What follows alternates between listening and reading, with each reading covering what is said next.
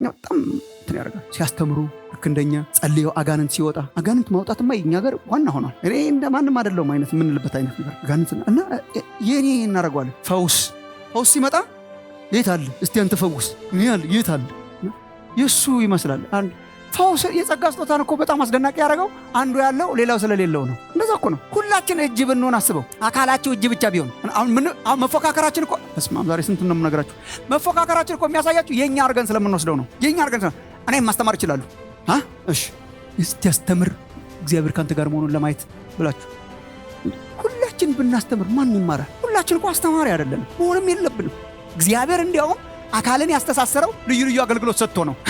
አካልን ያስተሳሰረው ልዩ ልዩ አገልግሎት ሰጥቶ ብቻ ሳይሆን አንዱ ለሌላው አስፈላጊ ስለሆነ ነው። ሁሉም የሚተነፍስ ቢሆን ማን ያይለታል? እየተነፈሰ ቁጭ ይላል። ማን ይሄድለታል? ማን ይሰራለታል?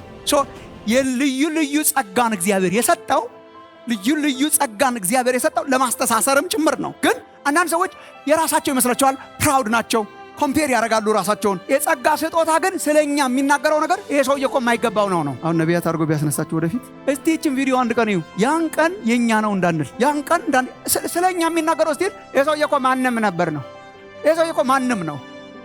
ኤኒዋን ማንም ብቻ የሚያምን ለሁላችን ነው። ወንድሞች እናቶች፣ አንዳንድ ሰዎች የመንፈስ ቅዱስ ልምምድን በጣም አጠንክረው የማይጠሙበት ምክንያት ለተለዩ ክርስቲያኖች የሚሰጥ ስለሚመስላቸው።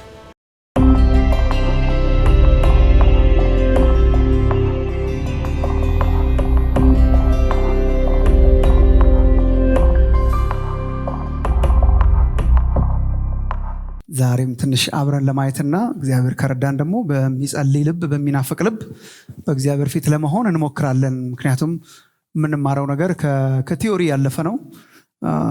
ዝም ብለን ተምረ ነው አውቀን ብንሄድ ምንም አይጠቅመንም፣ እንዲሁም ዕዳ ይሆንብናል እና እግዚአብሔር በተግባር በሕይወታችን የሚያደርገው እንዲሆን የሐዋርያት ሥራን መጽሐፍ የስሙን ርዕስ ሁሉ ወደዋለሁ በጣም። የቤተክርስቲያን አባቶች ነው ያወጡት እና የሐዋርያት ሥራ ነው እና ስራ ነው ማለት ነው። ውስጡ ያለው እንዳለ ፕራክቲካል ተግባር ነው፣ ስራ ነው። ኢየሱስ በሐዋርያቱ ውስጥ ሆኖ ያደረገውን የሚተርክ ስራ ነው እና ክርስትና ፕራይመሪሊ ቲዮሪ አይደለም እና በሕይወታችን የሚከሰት የሚሆን ኢየሱስ ክርስቶስ ሕያው ስለሆነ ዛሬም የሚሰራ አምላክ ነው እና በሱ ጥማት ነው የማካፈላችሁ። ላስት ዊክም በዛ ጥማት ነው ያካፈልኳችሁ እና እግዚአብሔር የታሪክ ባለቤት ነው። ታሪክን ይደግማል እግዚአብሔር የእውነት እና በእኛ በቤተ ክርስቲያን ታሪክ ውስጥ እግዚአብሔር ያስነሳቸውን ሪቫይቫሎች ብቻ እያጠናን ብንኖር ምን ያደርግልናል? እግዚአብሔር የሪቫይቫል አምላክ አይደለም ወይ? ዘመናችንን እንደ ቀድሞ አዲስ ማለት እኮ መቻል አለብን እና በጣም ብዙ ሪቫይቫሎች አሁን እኛ እንማራለን። በጣም ብዙ አዌክኒንግስ እንማራለን። እግዚአብሔር በወንጌል እሳት ምድርን የጎበኘባቸውን ጊዜያት እናጠናለን። በመንፈስ ቅዱስ ኃይል ከሐዋርያት ዘመን ጀምሮ እግዚአብሔር የሰራቸውን እኮ ሲተረኩልን በቤተክርስቲያን ታሪክ እንሰማለን። በእኛም ሀገር ራሱ በምድራችን በጣም ብዙ እግዚአብሔር ያደረጋቸውን ነገሮች እንሰማለን። በአባቶቻችን ታሪክ ያደረገውና እኛ እኮ እያጠናን ታዛቢዎች መሆን የለብንም። እግዚአብሔር ታሪክን የሚደግምበት ዘመን፣ አዲስ ታሪክ የሚሰራበት ዘመን ያርግልን እግዚአብሔርና ታሪክን የምንሰማ ብቻ ሳይሆን ታሪክን የምንሰራ በእግዚአብሔር ጸጋ እሱ ነውና ለምንድን ነው እንደ ጥንቱ ምናምን ብዬ እጠይቃለሁ። እንደ ጥንቱ ወንጌል በኃይልና በክብር የማይሰበከው፣ እንደ ጥንቱ ሰዎች በጣም የማይድኑት፣ እንደ ጥንቱ ቤተክርስቲያን ውስጥ እዛ ነው ዛሬ ቀስ ረጋ ብዬ ላወራችሁ የወሰንኩት። በጣም ብዙ ጩኸት አለ ግን አንሰማም። በጣም ብዙ ጩኸት አለ። ላውድ ስፒከሮቻችንም ይጮሃሉ፣ እኛም በጣም እንጮሃለን እና እኔም እጮሃለሁ በጣም። አሁን ስጮህ ደስ ስለሚለኝ ነው፣ ሌላ ምንም ነገር የለውም። ጮኬ ስናገር ደስ ይለኛል እና ልጆችም አትጮህ ይሉኛል። እስከዛሬ እየጮህኳለሁ ግን በጣም ኢምፓክትፉል ግን አይደለንም። እንደ ጩኸታችን መጠን የእግዚአብሔር ክብርና ኃይል ይታያችሁ እንደሆነ እኔ አላቅም። ገና ነው። በቃ እግዚአብሔር በእያንዳንዳችን ህይወት ውስጥ የሰራው ስራ ትልቅ ነው፣ ማናናቅ አንችልም። ታላቅ ነገርን አድርጓል፣ የዘላለም ህይወትን ሰጥቶናል። ግን በምድሪቱ ላይ ኢምፓክትፉል እንድንሆን ቀስ ብለው በሚጸልዩበት ጊዜ እኮ ማት ነገር አድርጓል እግዚአብሔር ቀስ ብለው ከመጸለይም ጮሆ ከመጸለይም ጋር እኮ አይደለም፣ ግን ልባችንን እንዲቃኘው እና እግዚአብሔር ታሪክን የሚሰራበት ዘመን ያርግልን በእውነት በጣምና በጥማት ነው የማካፈላችሁ እና እናነብና ላስት ዊክ ያነበብነውን የመጽሐፍ ቅዱስ ክፍል ከዛ በኋላ አንዳንድ ሀሳቦችን ልጨርስላችሁ ሞክራለሁ። ባለፈው ሳምንት ያነበብነው የመጽሐፍ ቅዱስ ክፍል በዮሐንስ ወንጌል ምዕራፍ 7 ላይ ያለ ነው። ሲምፕል ትመስላለች፣ ግን እኔ ስለ መንፈስ ቅዱስ ኤክስፒሪየንስ ማስተር ፕላን ናት ብዬ ነው የማስበው። በቃ ዋና ነገር ናት። አንድ ሁለት አረፍተ ነገሮች ነው ጌታ ኢየሱስ የተናገረው። የተናገረበትን ምክንያት ይነግረናል። ስለ መንፈስ ቅዱስ ተናገረ ይላል። ኢየሱስ ገና ስላልከበረ መንፈስ ገና አልወረደም ነበር በሚያምኑት ላይ ይላል። ኢየሱስ ከከበረ በኋላ ስለሚወርደው መንፈስ እና የሚያምኑት ሊቀበሉት ስላላቸው ስለ መንፈስ ቅዱስ ተናገረ ይላል። ስለምንቀበለው ስለ መንፈስ ቅዱስ ነው የተናገረው። በጣም ግልጽ ነው፣ በጣም ሲምፕል ነው እና እሱን ነው ለማየት የምንሞክረውና መጀመሪያ ግን ከማንበብ እንጀምራለን። ቁጥር 37 እስከ 39 ድረስ ቆም ብለን እናንብብ እንደ ሁል ጊዜው።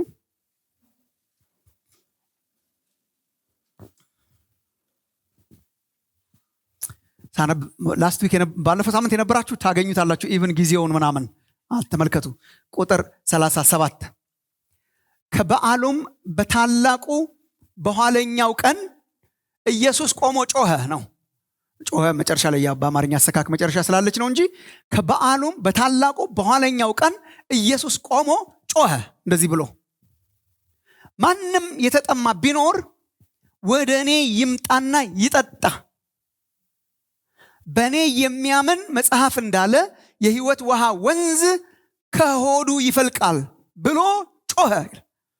must be very loud። በጣም ትልቅ በዓል ነው። በጣም ትልቅ በዓል ነው። በጣም ብዙ ህዝብ ያለበት ነው። ማንም የተጠማ ቢኖር ወደ እኔ ይምጣና ይጠጣ፣ በእኔ የሚያምን መጽሐፍ እንዳለ፣ ይህንንም አይ ቲንክ ታስታውሳላችሁ ብዬ አስባለሁ። መጽሐፍ እንዳለ የሕይወት ውሃ ወንዝ ከሆዱ ይፈልቃል ብሎ ጮኸ። ይህን ግን በእርሱ የሚያምኑ ሊቀበሉት ስላላቸው ስለ መንፈስ ተናገረ። ኢየሱስ ገና ስላልከበረ መንፈስ ገና አልወረደም ነበርና። ግልጽ የሆነ ፓሴጅ እንጸልይ እግዚአብሔር እንዲያስተምረን። በጉባኤ ውስጥ የሚሆኑ ነገሮች እኮ አሉ፣ ግን ሪሊ ፎከስ እንድናደርግ የምፈልገው እግዚአብሔር በእያንዳንዳችን ህይወት የግል ፕራክቲስ እንዲኖረን። ዝም ብለን አብረን በጋራ ስንጸልይ፣ አብረን በጋራ ስንጮህ፣ አብረን በጋራ በጉባኤ መካከል እግዚአብሔር እንዳያልፈን፣ በጉባኤ መካከል በጩኸት መካከል እግዚአብሔር እንዳያልፈን። ስንቶቻችሁ በመንፈስ ቅዱስ ተሞልታችኋል? ስንቶቻችሁ በልሳናት ትናገራላችሁ? ስንቶቻችሁ በጸጋ ስጦታዎች በግል ማለት ነው። በግል እንደ ጉባኤ አለ መንፈስ ቅዱስ መሃላችን ሳይሆን ለሱም ጊዜ አለው። ግን እሱ አይደለም ሸክሜ፣ ለሱም ጊዜ አለው። እግዚአብሔር በጉባኤያችን በመንፈስ ቅዱስ አለ። እሱም እኮ ትክክል ነው። ግን አሁን የግል ፕራክቲስ በግል መነካት እግዚአብሔር ያርግልን። ጌታ ሆይ በግል የምንነካበት ዘመን ይሁንልን። በግል አውቀዋለሁ እንድንል ጌታ ሆይ ሰዎች የሚሞቁትን እሳት ከርቀት ሆነን የምንሞቅ ሳይሆን እግዚአብሔር አምላክ እኛ ራሳችን የምንለማመድ፣ እኛ ራሳችን የምናቀጣጥል፣ የጸጋን ስጦታ እፍ የምንል እግዚአብሔር አምላክ ሆይ በጸጋ የምናገለግል ሰዎች አርገን። ጊዜያችን የተባረከ ይሁን። እኔ ስናገር እንድትረዳኝ ጸልያለሁ። ለወንድሞቼ ለእህቶቼ ጸጋ እንድትሰጥ፣ ልባችን እንዲከፈት፣ መንፈስ ቅዱስ በመካከላችን እንዲሰራ ጸልያለሁ። ክብር ላንተ ይሁን። እናመሰግንሃለን በጌታ በኢየሱስ ክርስቶስ።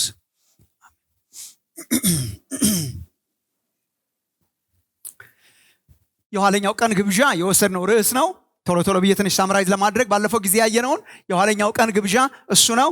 ባለፈው ሳምንት ካስታወሳችሁ ዋና ዋና ነገሮችን ለማስታወስ ያህል በታላቁ በኋለኛው ቀን በዓሉ በታላቁ በኋለኛው ቀን የሚለው ለምሳሌ ለማየት ሞክረናል። በጣም ግልጽ ነው። በበዓሉ በታላቁና በኋለኛው ቀን ይሄን ለማየት ሞክረናል። በእኔ የሚያምን መጽሐፍ እንደሚል የሕይወት ውሃ ወንዞች ከሆዱ ይፈልቃል። ይህ ማይቲንግ ግልጽ የሆነልን በጣም ይመስለኛል። እነኚህን በጣም ለማየት ሞክረናል። ምንድነው በዓሉ? የኋለኛው ቀን ምንድነው? እነኚህን ለማየት ሞክረናል። ምንድነው የሚያመለክተው? እነኚህን ለማየት ሞክረናል። ኢየሱስ ምን እያለ ነው? የሕይወት ውሃ ወንዞች ሪቨርስ ነው። ሪቨርስ ኦፍ ሊቪንግ ዋተር ከውስጡ ይፈልቃል ሲል ይሄዳል ሲል ምን እያለ ነው? በጣም ሲግኒፊካንሱ እንድናቀው ባጭሩ ባለፈው ሳምንት የተማርነው ነገር እግዚአብሔር ከኛ አልፎ ወደ ሌሎች ለሚደርስ ህይወት ነው የጠራን ነው። ለተዳከመ ለተሰላቸ ለኛም የማይሆን ለሌሎችም የማይተርፍ ህይወት አልሰጠንም። እግዚአብሔር የህይወት ውሃ ወንዞች ከሆዳችን ምን እንዲሆን እንዲፈልቅ ከህይወታችን እንዲፈልቅ ይሄ ነው ለማየት የሞከርነው። አዎ በዓሉ ያለፈው ሳምንት ትንሽ ለማስታወስ በጣም ከበዓሉ ጋር የተያያዘ ስለሆነ በዓሉ የዳስ በዓል ይባላል። ስንቶቻችሁ ትዝ ይላችኋል አይደል? በዓሉ የዳስ በዓል ይባላል። እስራኤል በዓመት አንድ ጊዜ የሚያከብረው ትልቅ በዓል ነው። በጣም ግብዣና ፌሽታ ያለበት በዓል ነው። በዳሶች የሚኖሩበት 7 ቀን በዳሶች የሚኖሩበት በዓል ነው። ያልነበራችሁ መሰላችሁ ግን በጣም እኔ ብቻዬን ተናግረዋል።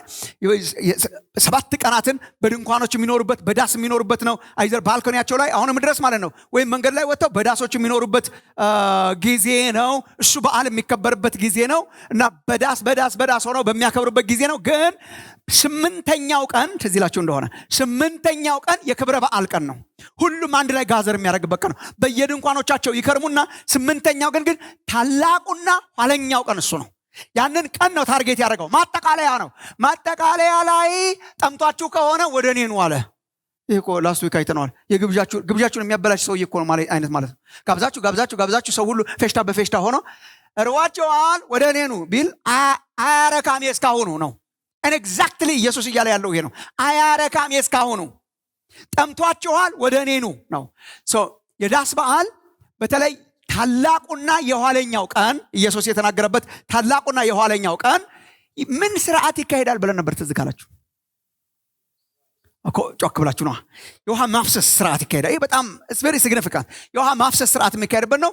ከሰሊሆምም ከተለያዩ ቦታዎች ውሃን እያመጡ ካህናቱ በቤተ መቅደሱ በመሰዊያው ላይ ውሃን ያፈሳሉ። ውሃ በውሃ የሚፈስበት ጊዜ ነው እና በጣም ብዙ ውሃ የሚፈስበት ሴሪሞኒ የሚካሄድበት ነው። ታላቁና ኋለኛው ቀን ከውሃ ማፍሰስ ጋር የተያያዘ ነው እና ይረሰርሳል አካባቢውና ውሃ በውሃ ይሆናልና በዛን ቀን ነው ጌታ ኢየሱስ ይሄንን ቀን መርጦ ነው የተናገረው።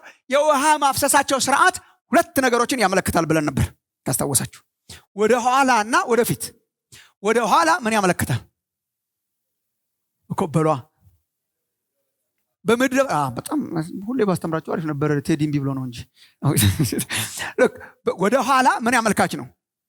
ወደ ኋላ በምድረ በዳ እግዚአብሔር ሕዝቡን መገበ። ነህምያ ምዕራፍ 9 ማንበብ ትችላላችሁ።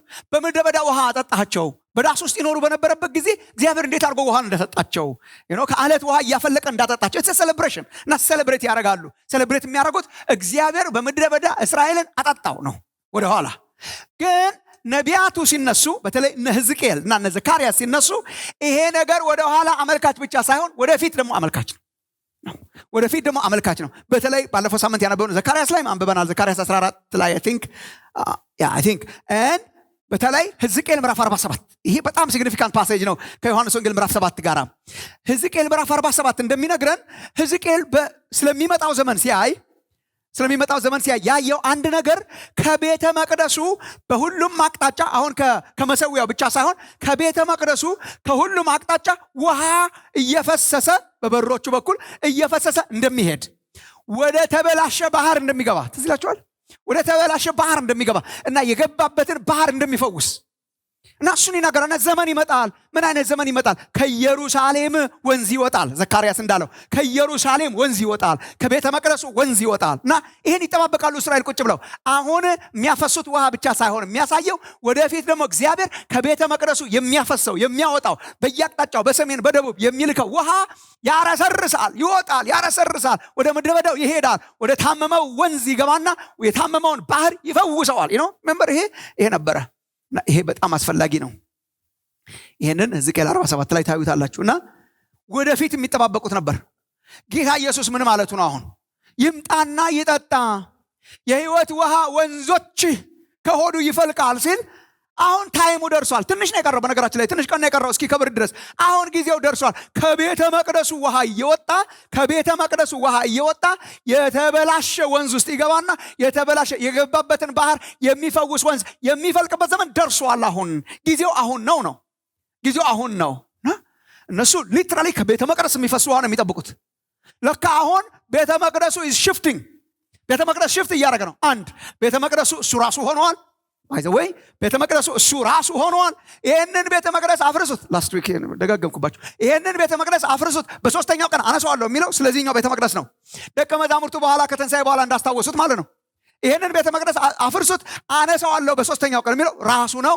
ቤተ መቅደስ ማለት የእግዚአብሔር መገኛ፣ እግዚአብሔር በክብሩ የሚገለጥበት፣ እግዚአብሔር እዚህ ያለ የሚባልበት ማለት ነው። ከኢየሱስ በላይ ክቡር ቤተ መቅደስ ማን አለ? ከኢየሱስ በላይ ክቡር የሆነ ቤተ መቅደስ እንዲያውም በብሉይ ኪዳን የነበሩ የነ ሙሴ ድንኳኖች እና መገናኛ ድንኳን ጥላ ነበሩ ለሚመጣው። አሁን እኮ እግዚአብሔር ከኛ ጋር ሆነ። አማኑኤል፣ እግዚአብሔር ከኛ ጋር፣ የእግዚአብሔር ክብር በመካከላችን ሆነ። ቃልም ሥጋ ሆነ። ትዝ ይላችኋል። ቃልም ሥጋ ሆነ፣ ጸጋና እውነትንም ተሞልቶ በእኛ ምን አረገ? አደረ። ይሄ በኦሪት መጽሐፍ ለሙሴ እንደተናገረው ነው። እግዚአብሔር በመካከላችሁ አድር ዘንድ ድንኳን ስራልኝ ብሎ ነበር። አሁን እግዚአብሔር ድንኳን አመጣ ማለት ነው። በመካከላችን እግዚአብሔር አደረ እና ዮሐንስ ክብሩን አየን ይላል። መቅደሱ እሱ ሆኗል። እንደን በክርስቶስ በኩል የመጣን ሁሉ ደግሞ ቤተ መቅደስ አድርጎናል። ሰውነታችሁ የእግዚአብሔር ቤተ መቅደስ እንደሆነ አታውቁም ወይ? የእግዚአብሔር መንፈስ በእናንተ እንደሚኖር የእግዚአብሔር ቤተ መቅደስ እንደሆናችሁ አታውቁም ወይ እንደሚል ቤተ መቅደስ አድርጎናል። ኢየሱስ ምንድን ነው ያለው? ወደ እርሱ መጥተው የእግዚአብሔር መቅደስ የሆኑ ምዕመናን፣ ጥቅስ እንዳላበዛባችሁ እኮ ነው። አንደኛ ጴጥሮስ ምዕራፍ 2 እንደ ሕያዋን ድንጋዮች እየተገጣጠምን የምንሰራ ቤተ መቅደስ ያደርገናል። ኤፌሶን ምዕራፍ 2 እየተገጣጠምን የምንሰራ መቅደስ ያደርገናል። ወደ ክርስቶስ የመጡ ሁሉ የእግዚአብሔር ቤተ መቅደስ ሆነዋል እና ቅዱሳን አገልግሎትን ለማገልገል መስዋዕትን ለመሰዋት የእግዚአብሔር መንፈስ በውስጣችን ይኖራልና ቤተ መቅደስ ሆነ። አሁን ለካ እግዚአብሔር ሪፈር እያደረገ ያለው ቤተ መቅደስ በህንፃና በድንጋይ የሚታነጽ ሳይሆን በሕያዋን ድንጋዮች የሚታነጽ እሱ ነው የእግዚአብሔር መቅደስ። እሱ ነው የእግዚአብሔር መቅደስ። የእግዚአብሔር አሁን የህይወት ውሃ ወንዞች ከሆዱ ይፈልቃል ማለት ወደ ክርስቶስ የሚመጣ ሁሉ የህይወት ውሃ ልክ ከመቅደሱ ይፈሳል የተባለው ዘመኑ አሁን ይሄ ነው። ምን ይሆናል ማለት ነው? የእግዚአብሔር ባርኮት፣ የእግዚአብሔር ማዳን፣ የእግዚአብሔር ታምራት፣ የመንፈስ ቅዱስ ስራ ከአንድ አማኝ እየወጣ ለሌላ የሚተርፍ ወንዝ ይወጣል ነው። እግዚአብሔር ይሄን ያርግልን ነው ጥማታችን። የታመመ ወንዝ አለ በዙሪያችን። በቃ የታመመ ወንዝ አለ በዙሪያችን። በጣም በሽታ የያዘው የሚሸት ቆሻሻ ነገር የሞላበት፣ ኢሞራሊቲ የሞላበት፣ ጥላቻ የሞላበት፣ ስድብ የሞላበት ስናየው የታመመ እኮ ነው። በሽተኛው ወንዝ ነው። እግዚአብሔር ምንድነው የሚጠብቀው? እኛ ዝም ብለን ሰብሰብ እያለን በሳምንት 1 ቀንና 2 ቀን እየዘመርን የምንወጣ ህዝብ ሳይሆን የህይወት ውሃ ወንዞች ያርግላችሁ እግዚአብሔር። የህይወት ውሃ ወንዞች እየፈለቀ ሌላውን የሚያረሰርስበት ህይወት እንድንኖር ነው እግዚአብሔር የጠራን። ስለዚህ የመንፈስ ቅዱስ ስጦታ፣ የመንፈስ ቅዱስ ኤክስፔሪየንስ የህይወት ውሃ ወንዞችን ከውስጣችን የሚያፈልቅ ነው። ሕዝቅኤል እንዳየው ወጥቶ ሌላውን የሚያረሰርስና የሚፈውስ የቤተ መቅደሱ ውሃ አሁን እግዚአብሔር እኛን አርጎናል ማለት ነው። ይሄም የሆነው ግን እርሱ ከሄደ በኋላ ከከበረ በኋላ ስለሚመጣው ስለ መንፈስ ቅዱስ ተናገረ። ኢየሱስ ገና ስላልከበረ መንፈስ ገና አልወረደም ነበር። ይሄም የሆነው በመንፈስ ነው፣ በመንፈስ ቅዱስ አማካኝነት ነው። ለዚህ ነው በመንፈስ ቅዱስ መሞላትና የመንፈስ ቅዱስ ኤክስፔሪየንስ ኦፕሽን ያልሆነው።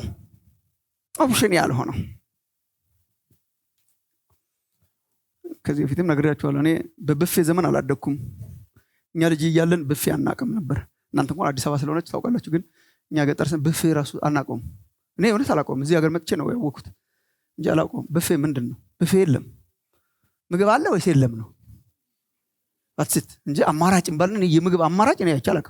ከትምህርት ስንመለስ ይደረጋል ከተባለ እንጂ ሌላ መርጠህ ዛሬ ክክና ምስር ነው ከዛ ትበላለህ እንጂ መርጠህ ዙሪያውን። እኔ አዲስ አበባ ከመጣሁ ነው ያየሁት እና በኋላ ግን አሁን እየተስፋፋ መጥቶ አሁን ረጃጅም ብፌዎች ነው የምንበላው አንዳንድ ግብዣ ላይ ስንሄድ እና መርጠህ ነው ፒክ የምታደርገው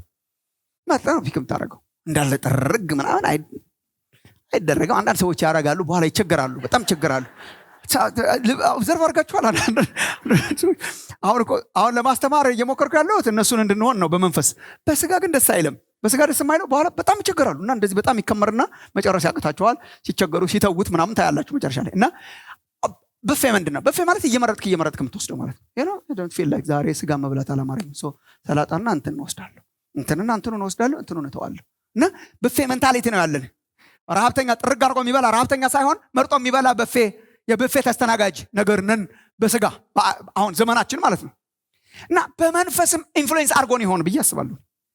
እና በቃ ሰው ሁሉ ባለመብት ነገር ነው። ክርስቲያኑ ምርጬ ነው የምበላው። ጌታን ተቀብያለሁ፣ ውሃ ተጠምቄያለሁ፣ ዘላለም ሕይወት አግኝቻለሁ፣ መንፈስ ቅዱስ ሙላት ምናምን ይላሉ። እኔ ኢንተረስት አደረገኝ እንዳልጫ ማለት ነው ይላሉ። ከሚያካብዱት መሃል አይደለም የሚሉ ሰዎች አሉ። በልሳን ምናምን መጸለይ የሚባል ነገር አለ። በጸጋ ማገልገል፣ ጸጋ ስጦታ፣ ፈውስና ተአምራት በጸጋ ስጦታ ማገልገል የሚባል አለ። እሱን ብዙ ነው እንትን አይደለም። ኦኬ ለሌላው ሰው ምንም ችግር የለም። የብፌ ክርስቲያን ማለት በጣም እኮ አደገኛ ነው። ሐዋርያት ሥራ ላይ ስታነቡ የብፌ ክርስቲያኖች አልነበሩም። ጥርግ አድርገው ማለት ነው። ልክ እንደ ቀድሞ ጥርግ አድርገው እንደሚበሉት ማለት ጥርግ አድርገው ይጨርሳሉ። እንደኛ ተሸክመው ቁጭ አድርገው ግን ጥርግ አድርገው እንደሚበሉት እና የእግዚአብሔር ቃል ስትለው አለበት፣ መንፈስ ቅዱስ ስትለው አለበት፣ በልሳን መናገር ስትለው አለበት፣ ትንቢት አሉበት፣ ተአምራት አሉበት፣ ፈውስ አሉበት። እስላይክ አይመረጥም የእግዚአብሔር ነገር እና የዘመናችን አይነት ክርስቲያኖች አሁን ኮምፕሌሰንት የሆን ነው። በዚህ ምክንያት ነው በጣም ብዙ አሁን ትንሽ ስለ ጥማት ለመናገር ሞክራለሁ። በጣም ብዙ ክርስቲያኖች አሁን ብዙ ነገር የማንጠማበት ምክንያት አለን። በቃ ኦልሬዲ ዌር ኢነፍ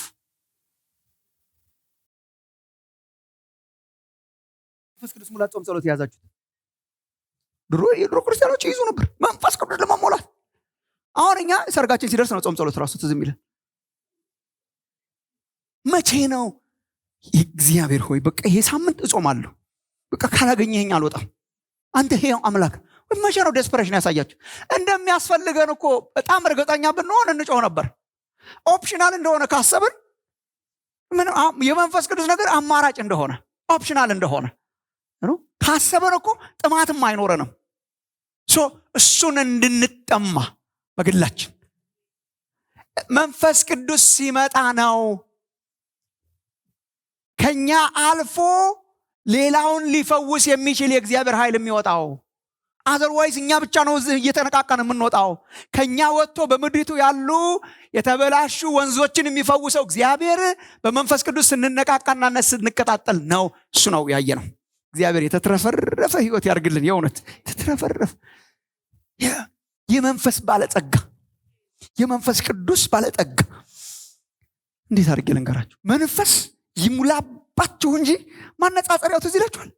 በወይን ጠጅ ምን አትሆኑ ነው እንዴ? አይገርምም? የስካርን ቋንቋ አምጥቶ ጳውሎስ ከመንፈስ ቅዱስ ጋር ድራንክ መሆንን አምጥቶ እናንተ ስካሩ ነው እኮ እናንተ ስካሩ ግን በመንፈስ ቅዱስ ይሁን ነው። in other words ማለት ስካሩ ግን በወይን ጠጅ አይሁን ማለት በመንፈስ ቅዱስ ይሁን ማለት እና ሚጠጡ ሚሳክሩ ሚለማመዱ ነበሩ። ለዛ ነው ዓለምን አፕሳይድ ዳውን ገልብጠዋት የሄዱትና በመንፈስ የምንቀጣጠልበት ዘመን ያርግልን ነው። ዛሬ የቀሩንን ጥቂት ጥቅሶች እዚያው ላይ ለማየት እንሞክራለን። አንድ ጥቅስ ነው የቀረን ግን very interesting፣ እሱን ለማየት እንሞክራለን። ቀላል የሚመስሉ ግን በጣም ከባድ ነገሮች ናቸው። መንፈስ ቅዱስን በተመለከተ ይሄንን ዝም ብሎ ማስታወሻም ለምትይዙ ሰዎች የመንፈስ ቅዱስ ስጦታን ኤክስፔሪየንስ ለማድረግ ምን እናድርግ ነው። ሲምፕል ነው። ዛሬ ማለት በቃ ልክ ነው። በቃ አምኛለሁ። በቃ ልክ ነው። መንፈስ ቅዱስ ያስፈልገኛል። እኔም እንደ ጥንቶቹ መቀጣጠል እፈልጋለሁና መንፈስ ቅዱስ ህይወቴን እንዲያቀጣጥለው ምን ላደርግ ነው? ደግነቱ እኔ ዛሬ የሰው ሪኮሜንዴሽን የለኝም። የአጥማቂው ሪኮሜንዴሽን ነው ያለኝ። የሚያጠምቀን ሰው ነው ይሄን ያለው። አሁን ዮሐንስ እንዳለው እኔ በውሃ አጠምቃቸዋለሁ፣ ከኔ በኋላ የሚመጣው ግን በእሳትና በምኑ ያጠምቃቸዋል? በመንፈስ ያጠምቃቸዋል። በመንፈስ የሚያጠምቀው ኢየሱስ በዚህ ነው የማጠምቀው ብሏል። እንደዚህ ስትሆኑ ነው የማጠጣው ብሏል።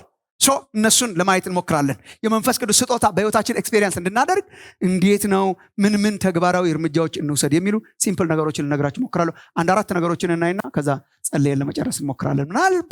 ምናልባት በጣም ለመጸለይ ካነሳሷችሁ በጣም ትልቅ ነገር ነው ብያስባለሁ። ምናልባት የሚመጡትን ጊዜያት የሚመጡትን ቀናት ነገ ተነገ ወዲያን የሚመጡትን ሳምንታት ስለ መንፈስ ቅዱስ ብቻ ብንጮህ ይሄ ጉባኤ እንዳለ ይሆናል ብላችሁ ታስባላችሁ? ስለ መንፈስ ቅዱስ ብቻ ብንጮህ እግዚአብሔር በመንፈሱ እንዲያቀጣጥለን ብንለምን የሚያስፈልገን እኮ እሱ ነው። እኔ እኮ እግዚአብሔር እንዴት አድርጎ ያወራን ምናምን ላሉ አንዳንድ የሚያስፈልገን እኮ እሱ ነው።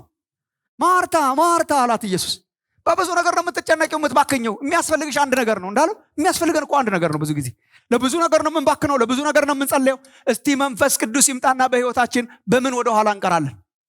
እና መንፈስ ቅዱስን እንድንጠማ አንድ አራት ነገሮችን ኢየሱስ ብሏል ብዬ አስባለሁ። በእነኚህ ጥቅሶች የትኛው ጥቅስ ላይ ይሄው ማንም የተጠማ ቢኖር ወደ እኔ ይምጣና ይጠጣ። እችን ነው የምናየው ዛሬ። አራት ነገር እዚህ ውስጥ yes ማንም የተጠማ ቢኖር ወደ እኔ ይምጣና ይጠጣ። ይሄንን ስለማን ተናገረ ነው የሚለው? ስለ መንፈስ ቅዱስ፣ ስለ መንፈስ ተናገረ። ስለ መንፈስ ሲናገር ኢየሱስ ምን አለ? የህይወት ውሃ ወንዝ ከሆዱ ይፈልቃል። ማንም የተጠማ ቢኖር ወደ እኔ ይምጣና ይጠጣ። ይህንን ኢየሱስ በእርሱ የሚያምኑ ሊቀበሉት ስላለ ስለ መንፈስ ተናገረ። መንፈስ ግን አልከበረም ነበር እና እነሱ እንዲለማመዱ እንዲጠጡ ምንድነው የሰጠው ፕሪስክሪፕሽን? ማንም የተጠማ ቢኖር ወደ እኔ ይምጣና ይጠጣ። አይገርምም? ይሄ ነው የመንፈስ ቅዱስ ነገር። ማንም የተጠማ ቢኖር ወደ እኔ ይምጣና ይጠጣ። በቃችን ነው። በቃ እንደመፈክር ይዘን የምንወጣው ዛሬ። ማንም የተጠማ ቢኖር ይምጣና ይጠጣ ነው መጀመሪያ። ማንም anyone የመንፈስ ቅዱስ ልምምድ ወገኖቼ፣ የመንፈስ ቅዱስ ልምምድ ለሁላችን መሆኑን እንቀበል መጀመሪያ። ለዚህ ነው ማንም ይምጣ ይጠጣ። ማንም ምን ማለት ነው? ማንም anyone of us የሚያምን ማንም ብቻ ወንድሞቼ እናቶቼ ተመልከቱ። ብቻ ቁጥር 39 ተመልከቱ። ይህን ግን በእርሱ የሚያምኑ ሊቀበሉት ስላላቸው። እነማን ስትነገሩ ደስ ይለኛል። እሺ እነማን? በእርሱ የሚያምኑ። ምን ማለቱ ነው? ኢየሱስ በእርሱ የሚያምን ማንም ይምጣ። በእርሱ የሚያምን ማንም ይምጣ እና ይጠጣ። ለሁላችን የተሰጠ፣ ሁላችንን ይጠብቃል እግዚአብሔር። ለሁላችን፣ ለማንም፣ ለእኔም ነው። በመንፈስ ቅዱስ መሞላት፣ በመንፈስ ቅዱስ መጸለይ፣ በመንፈስ ቅዱስ ማገልገል፣ በጸጋ ስጦታዎች ማገልገል፣ በትንቢት መንፈስ ማገልገል፣ በፈውስ ማገልገል፣ በተአምራት በድንቆች ማገልገል፣ በጥበብና በእውቀት ማገልገል፣ በመንፈስ ቅዱስ ተሞልቶ በጸጋ ማገልገል ለማን የተሰጠ ነው? ቃሏን በሏት፣ በእናታችሁ በሏታ በደንብ። የሚያምን ሁሉ ማንም። ምን ማለቴ ነው? የሆነ ስፔሻል ክርስቲያን መሆን የለባችሁ መንፈስ ቅዱስ ለመቀበል። መንፈስ ቅዱስን ተቀብለን ስፔሻል ያደርገናል እንጂ ለስፔሻል ሰዎች የተዘጋጀ ማዕድ አይደለም መንፈስ ቅዱስ። ስፔሻል ከሆነን ማለት ነው፣ ያው ስፔሻልነት ካማራችሁ ነው እንጂ መንፈስ ቅዱስን ተቀብለን ነው እንጂ የምንሻሻለው። if you like መንፈስ ቅዱስን ተቀብለን ነው እንጂ የተሻለ ሰው የምንሆነው። መንፈስ ቅዱስን ተቀብለን ነው እንጂ የምናድገው። አድገን አይደለም መንፈስ ቅዱስ የምንቀበለው። በስማም ዛሬ ምንም አለቃችሁም። በቃ የሆነ ስታተስ ላይ ስንደርስ፣ የሆነ ቆይተን የሆነ ስታተስ ላይ ስንደርስ ሳይሆን መንፈስ ቅዱስ የምንቀበለው ምንም ነገር ሳይኖረን ተቀብለን ነው ከፍ የሚያደርገን የሚያሳድገን። ማንም የተጠማ በእርሱ የሚያምን በክርስቶስ የሚያምን ይምጣና ይጠጣ። ማንም በክርስቶስ የሚያምን ይምጣና ይጠጣ። ማንም is very important ወገኖቼ። ትንሽ ጥቅሶች እጠቅስላችኋለሁ። ከጥቅስ በፊት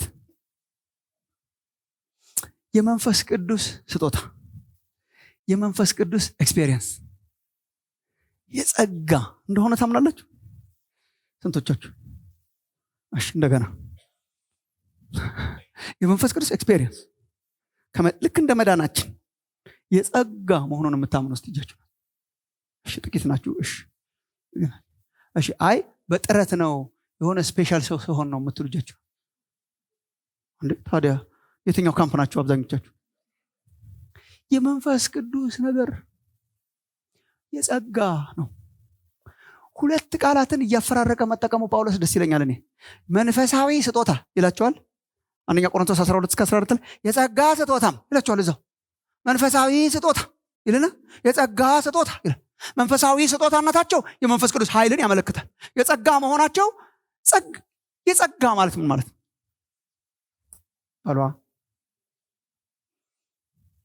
በሏ ጸጋ ምን? በጸጋ ድኛለሁ ስትሉ ምን እያላችሁ? እንዲሁ በነፃ ማለት ሳንከፍልበት። አንድ ስቴፕ ግን እኮ አለው። ልክ ናችሁ ግን አንድ ስቴፕ አለው። ጸጋ ነፃ ነው፣ ልክ ነው፣ አይከፈልበትም ማለታችን ነው። የሲሞን መንፈስ አሁን ትዝ ይላችሁ እንደሆነ የሲሞን መንፈስ አጋንንት ሲያወጡ ሲያይ እና እጃቸውን የሚጭንባቸው ሰዎች ደግሞ በልሳናት እጅን በጅምላ ገዝቼ ብቸረችራት ምናምን የሚል ሳይሰማው አይቀርም። ሲሞናዊነት ይባላል። አይሸጥም፣ አይገዛም። የመንፈስ ቅዱስ ነገር ነፃ ነው፣ ልክ ነው። ለምሳሌ በጸጋ ድነናል ስንል በነፃ ድነናል ነው፣ የከፈልነው ነገር የለም። ግን ወገኖች ጸጋ የሚለው ቃል ውስጥ ነፃ ብቻ ሳይሆን ሌላ ቃል አለ አብሮት። ያሰበበት ሰው አለ? ነፃ መሆኑ ብቻ ሳይሆን ነፃ ለማንም ይሰጣል በነፃ ግን ነፃ መሆኑ ብቻ ሳይሆን ሌላ ቃል አብሮት አለ። ካሬስ ጸጋ ሌላ ቃል አብሮት አለ። ለማይመጥን፣ ለማይበቃ፣ ብቁ ላልሆነ፣ ኳሊፋይ ለማያረግ፣ ለማይመጥን በነፃ መሰጠቱ ብቻ ሳይሆን በችሎታቸው ያንቀሳቀሷቸዋል ተብሎ ለማይገመቱ ነፃ መሆኑ ብቻ ሳይሆን ስለዛ ሰው የሚናገረው በነፃ ተቀብሏል ብቻ ሳይሆን አይገባውም ነበር፣ አይገባትም ነበር።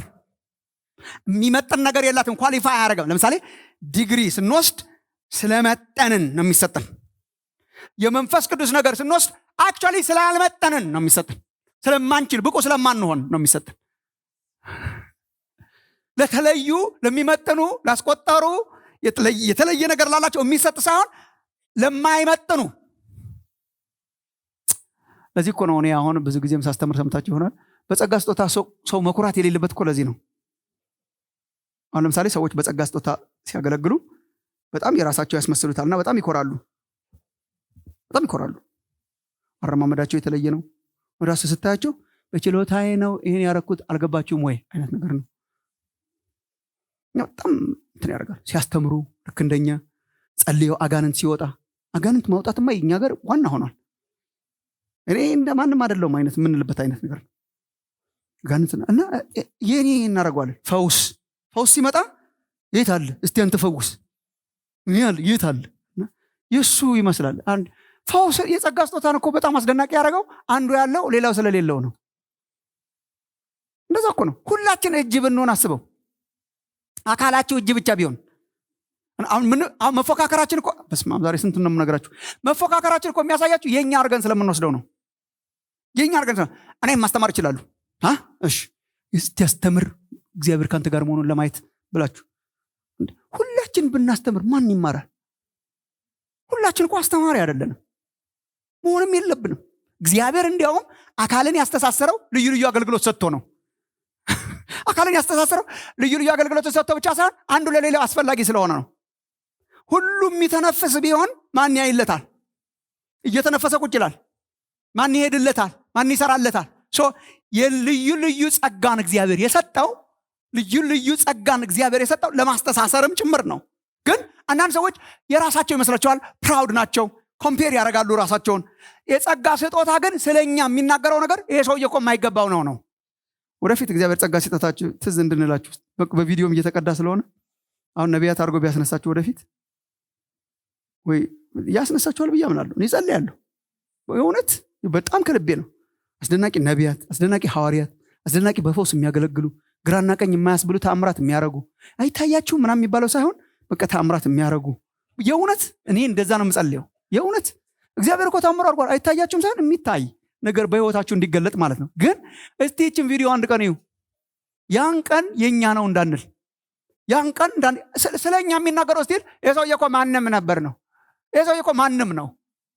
ኤኒዋን ማንም ብቻ የሚያምን ለሁላችን ነው። ወንድሞች እናቶች፣ አንዳንድ ሰዎች የመንፈስ ቅዱስ ልምምድን በጣም አጠንክረው የማይጠሙበት ምክንያት ለተለዩ ክርስቲያኖች የሚሰጥ ስለሚመስላቸው። አንዳንድ ሰዎች ለምሳሌ ምን ይሉኛል? መቼ ነው ስለ መንፈስ ቅዱስ መጸለይ ያለብኝ? እኔ እኮ ገና አዲስ አማኝ ነኝ ይላሉ። መንፈስ ቅዱስን ለመቀበል ከአዲስ አማኝነት ትንሽ ሻገር ይላል። እንዲያውም አዲስ ሲሆን ይሻላል። አንዳንዶቻችን ያመለጠን እንዲያውም አዲስ ሆነን እያለን። በአዲስነት በጣም ጥሩ ነው በልጅነት፣ በኋላ ይሄ አደገና ይሄ ቀነስ እያለ መጣ። ስንት ቀን ሲሆነኝ ነው? ስንትም እኔ እኮ አዲስ ነኝ። ታስገድ እኔ እኮ በጣም ደካማ ሰው ነኝ። ታስገድ to the extent ዛሬ ያው በጣም ብዙ ጊዜ የማልናገረው ነው የምነግራችሁ። እኔ እኮ በጣም ብዙ ድካምና ኃጢአት ያለብኝ ክርስቲያን ነኝ። ጌታ ኢየሱስን ታምናለህና ከኃጢአት ጋር እየታገልክ ነው? የሚረዳ መሳሪያ እኮ ነው መንፈስ ቅዱስ። ኃጢአት ስናቆም የሚሰጥ እኮ አይደለም፣ እንድንዋጋ የሚሰጥ መሳሪያ ነው። መሳሪያ የሚሰጠው እኮ ለተዋጊ ነው። ይህ ምሳሌ ለመስጠት አስቸጋሪ ሆኗል የኛ ሀገር ጠመንጃ ብቻ ስለሆነ፣ ግን ድሮ ደህና ነበር። ለስን ወገኖቼ አሁን እኮ ሆፕፉሊ አሁን እዚህ ያለው ሰው የለም ብዬ ተስፋ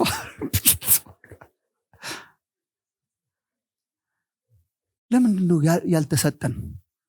ትግል ላይ ስላይደለን፣ ተረጋግተን ስለምንኖር ትግል ላይ ስላይደለን። የጦር መሳሪያ ለማን ነው የሚሰጠው? እየታገለላለ ለአንተ ነው ማይ ብራዘር።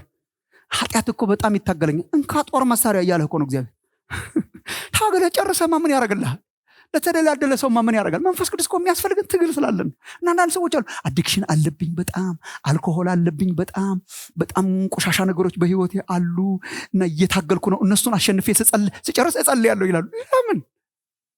ለመዋጋት እኮ ነው መንፈስ ቅዱስ የሚል ለመዋጋት በመንፈስ ይላል ቅዱስ ጳውሎስ ሮሜ ምዕራፍ 8 ላይ በመንፈስ የሰውነትን ስራ ብትገድሉ ይላል። የአሮጌውን ሰው ማንነት የምንገድለው በመንፈስ ነው። በውስጣችን ያለው መንፈስ ቅዱስ ነው አሮጌው ባህራችንን ለመግደል የምንታገልበት። አንድ ቀን ስትበረታ አንድ ቀን ስትበረቺ አንድ ቀን ስትበረታማ እሱማ አያስፈልገንም። የሚያስፈልገን እየታገላችሁ ላላችሁ ክርስቲያኖች ወንድሞች እናቶች ማንም እናንተን ያካትታል። የሚያምኑ ሁሉ እናንተን ያካትታል። ለሆኑ ስፔሻል ሰዎች እግዚአብሔር ለይቶ ለሚቀባቸው ሰዎች የሚሰጥ አይደለም መንፈስ ቅዱስ። ይሄ ዘመኑ ክርስቲያን ያመጣብን ጣጣ ነው። ለተለዩ ሰዎችን እግዚአብሔር በመንፈስ ቅዱስ ይቀባል ይላል። እንዴ ጎበዝ፣ በምን አይነት ፍጥነት ነው ወደ ብሉይ ኪዳን እየሸመጠጥን ያለ ነው? እንዴ ወደ ብሉይ ኪዳን መሄዳችን ብቻ ሳይሆን እኔ ፍጥነታችን ያስደንቀኛል። ለሆኑ ስፔሻል ሰዎች ለይቶ ይቀባል እግዚአብሔር። እንዴ እሱ እኮ ኦልድ ቴስትመንት አይደለም ወይ? በስጋ ለባሽ ሁሉ ላይ ሊፈስ አይችልም ነበር። ለምን? ኃጢአት አላ ግድግዳው ገና አልተወገደም። ኢየሱስ ገና ስላልከበረ እኮ እሱ ነው። በሰው ሁሉ ላይ ሊፈስ አይችልም። ብሉይ ኪዳን እኮ እስራኤል የፈለገ የኪዳን ህዝብ ሆኖ በእያንዳንዱ ሰው ላይ መንፈስ ቅዱስ እንዲፈስ ዘመን መጠበቅ ነበረበት። እኛ እኮ ምን አይነት ዘመን ላይ እንዳደረሰን እግዚአብሔር። ዘመን መጠበቅ እኮ ነበረበት እስራኤል። አንድ ቀን እነ ኢዩኤል የተናገሩት ትንቢት አንድ ቀን በመጨረሻው ዘመን በስጋ ለባሽ ሁሉ ላይ ከመንፈስ ያፈሳለሁ። ምንድነው በስጋ ለባሽ ሁሉ ላይ? እንዲያውም እኔ በጣም የሚያስገርመኝ በወንዶችና በሴቶች ልጆቻችሁ ይላል። ሶስቱም አስገራሚ ነው። ወንዶችና ሴቶችን እኩል ቁጭ አድርጎ በሴቶች ላይ አይ ብዙ የለም። እነ ዲቦራ ምናምን ትንሽ፣ በአብዛኛው ወንዶች ናቸው ነቢያቱ። በአብዛኛው የተለዩ ወንዶች ናቸው። ካህናት ነገስታቱ ወንድ ስለሆነ የዛን ጊዜ ካህናቱ ነገስታቱ መሳፍንቱ ላይ መንፈስ ቅዱስ ይወርድና ኃይለኛ ነገር ይሰራባቸዋል። በጥቂት ሰዎች በውሱን ሰዎች ላይ እና በወንዶች በሴቶች your children ለልጆቻችን ገና ለሚመጣው ትውልድ በልጆች ላይ በወንዶች ላይ በሴቶች ላይ እንዴት ነው የሚፈሰው? አሁን ይሄ አዲስ ኪዳን ነው። ለተለዩ ሰዎችማ የብሉይ ኪዳን ነው። አዲስ ኪዳን በሁላችን ላይ የእግዚአብሔር መንፈስ ወርዶ የሚሰራበት ዘመን ነው። እግዚአብሔር የተመሰገነ ይሁን። በሁላችን ላይ አንድ የተለየ ሰው መሆን የለባችሁም በመንፈስ ቅዱስ ኤክስፔሪየንስ ለማድረግ።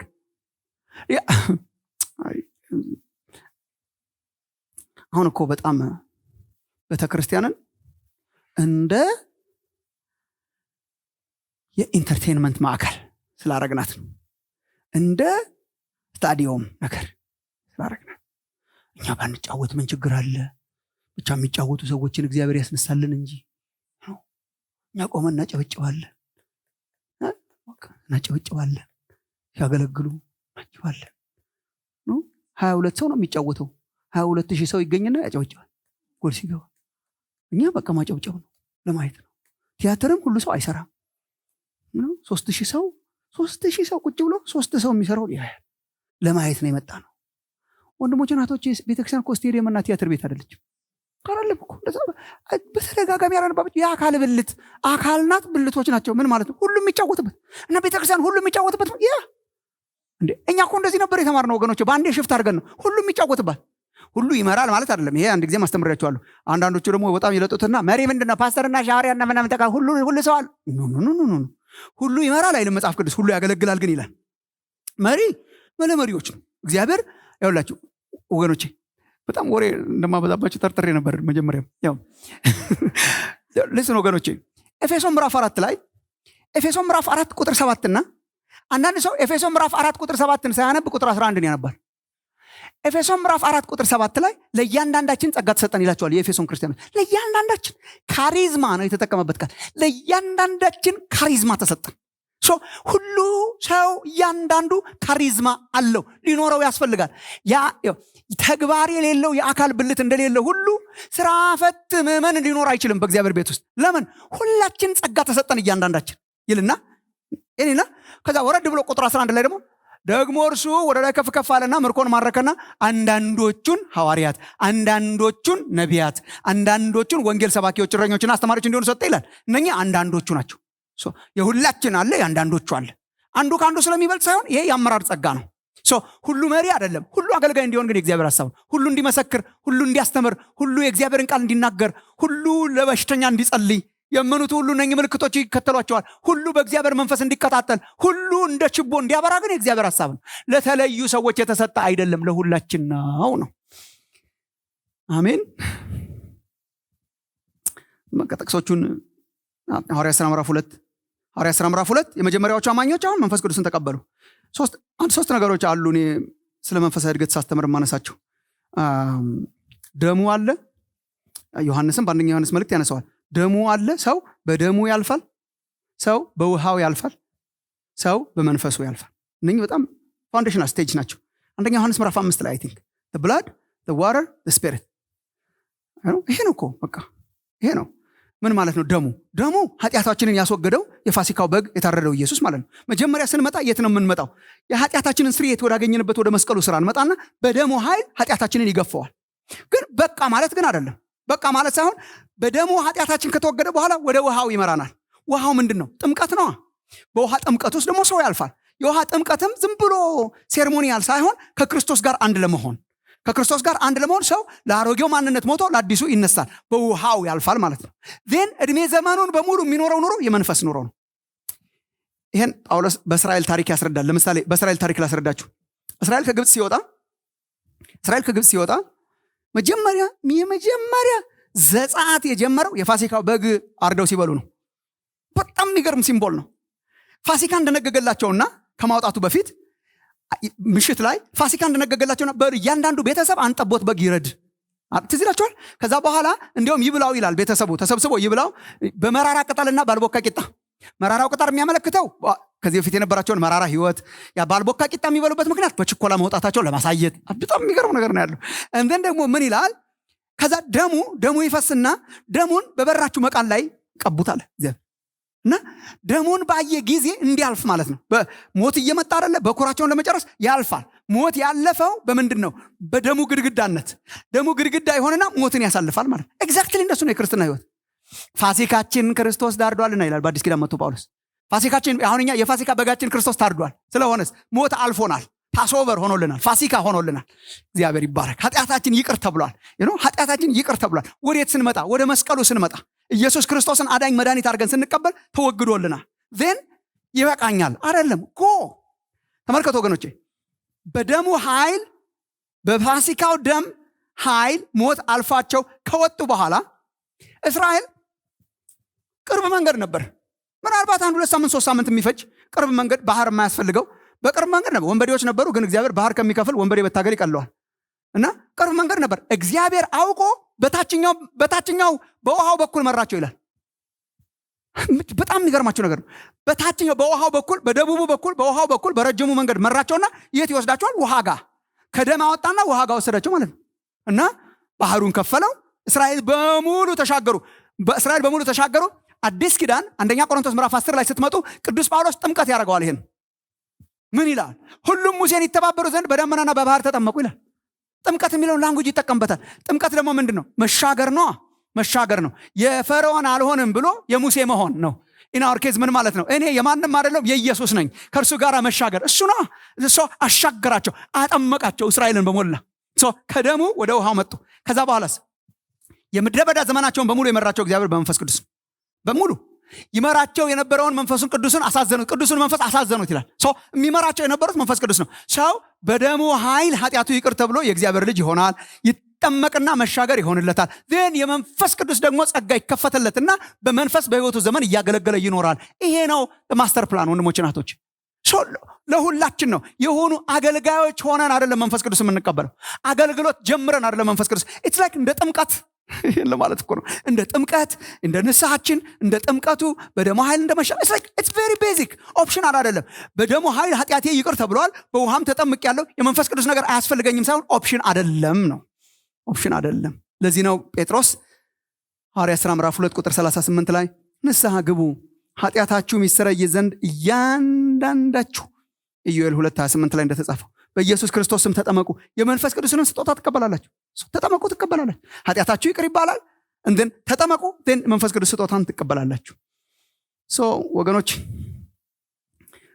የመንፈስ ቅዱስን ሙላትና ኤክስፔሪየንስ ለተወሰኑ ሰዎች አርጎ ማየት፣ ለበረቱ ሰዎች አርጎ ማየትን ማቆም ነው የሚጀምረው። ማንም ያመነ ይቀበላል። አሜን። የመጀመሪያዎቹ ሐዋርያት ከችግር ነፃ ስለሆኑ ነው መንፈስ ቅዱስን ሐዋርያት ሥራ ምዕራፍ 2 ላይ ላከላቸው። ኧረ ከነ ችግራቸው ሐዋርያት ሥራ ምዕራፍ 8 ባመኑት ላይ በሰማሪያ ባመኑት ላይ መንፈስ ቅዱስ ወረደ። ላስት ዊክ እንዳነሳውላችሁ ጴጥሮስና ዮሐንስ ሄደው እጅ በጫኑባቸው ጊዜ እጅ እየጫኑ በመንፈስ ቅዱስ ተሞሉ። አሁን የዘመናውን ቸርች ለማሰብ ሞክራለሁ፣ የኛን ማለት ነው፣ እናንተን ብቻ ሳይሆን። አሁን ሰው አመነ፣ አንድ ከተማ እኮ ግልብጥብጡ ወጥቶ አመነ ቢባል ምንድን ነው የሚታያችሁ? መጀመሪያ ስብሰባ ላይ ቁጭ ስንል እሺ መልሱን ለእናንተ ተዋለሁ። የመጀመሪያዎቹን ግን እነግራችኋለሁ። ሰማርያ እኮ ተገለባበጠች ሲል ተሰብስበው በል ጴጥሮስ፣ ዮሐንስ ቶሎ ሂዱና ፊልጶስ በውሃ እያጠመቃቸው ነው። ቶሎ ሂዱና እጅ ጫኑባቸው በመንፈስ ቅዱስ እንዲሞሉ። ወገኖች እኛ እኮ ምንም ብሩን፣ ወርቁን፣ ቆርቆሮውን፣ ካቴድራሉ ምናምን ነው የምናስበው። ናይስ እኮ ነው እንደዚህ ሲሆን፣ ግን ያለ መንፈስ ቅዱስ ምን ያደርግልናል? ብርና ወርቅ የለኝም እያለን ፈውስ ብንሰጥ ይሻላል። እሱ ነው የሰጡት እኮ ላኩላቸው መንፈስ ቅዱስን እንዲሞሉ እንዲጸልዩላቸው። ታሮዜ ፕራዮሪቲ እንጂ አይ በቃ ጌታን ተቀብለዋል፣ በውሃ ተጠምቀዋል፣ ትንሽ ጊዜ ይቆዩ ሳይሆን፣ መቆየት በጣም አደገኛ ነው። በአንድ ጊዜ እጃቸውን ጫኑባቸው፣ በመንፈስ ቅዱስ ተሞሉ። ምዕራፍ 10 ላይ ቆርኔሊዮስ፣ ምዕራፍ 10 ላይ ጴጥሮስ ሲናገር በነበረ ጊዜ ቅድም የጠቀስከው ቃል ማለት ነው፣ ሲናገር መንፈስ ቅዱስ ይሰሙ በነበሩት ላይ መንፈስ ቅዱስ ወረደ። ቆርኔሊዮስ በጣም ጠንካራ አማኝ ነበር። ጠንካራ አማኝ ስላልሆነ አይደል መንፈስ ቅዱስ የሚያስፈልገው? ቆርኔሊዮስ እኮ ባመነ ቀን እየተመሰከረለት ነው በመንፈስ ቅዱስ የተሞላው። እኔ እግዚአብሔር እየጠበቀው ነበር ጴጥሮስን ብዬ ነው የማስበው። ሲያስቸግር ነው ምናልባት ገና እየተግደረደረ ስለሆነ ሄደው እንዳንዳንድ የሀገራችን ሰዎች ሰውየውን ልቀበለው አልቀበለው፣ አሕዛብ ቤት ልግባ አልግባ፣ ልንካ አልንካ አይነኩም ነበር አሕዛብን። እንዴት አድርጎ ነክቶ ያጠምቀዋል?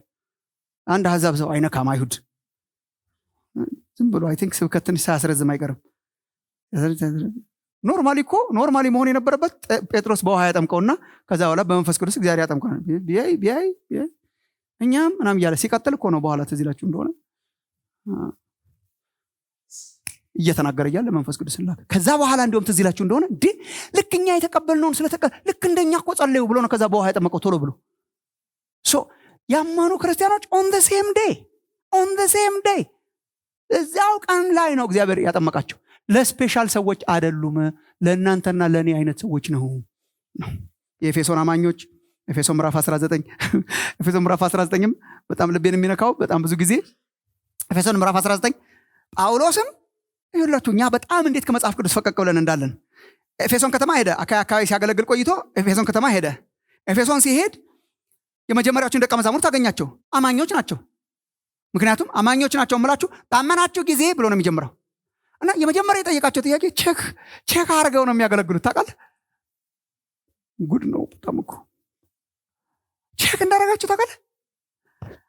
ሐዋርያት ሥራ ምዕራፍ 19 ቁጥር 2 ላይ ባመናችሁ ጊዜ መንፈስ ቅዱስን ተቀበላችሁን? መንፈስ ቅዱስ ተቀበላችሁ ባመናችሁ ጊዜ? አሁን ይሄን እንጠይቃለን። በመንፈስ ቅዱስ ተሞልታ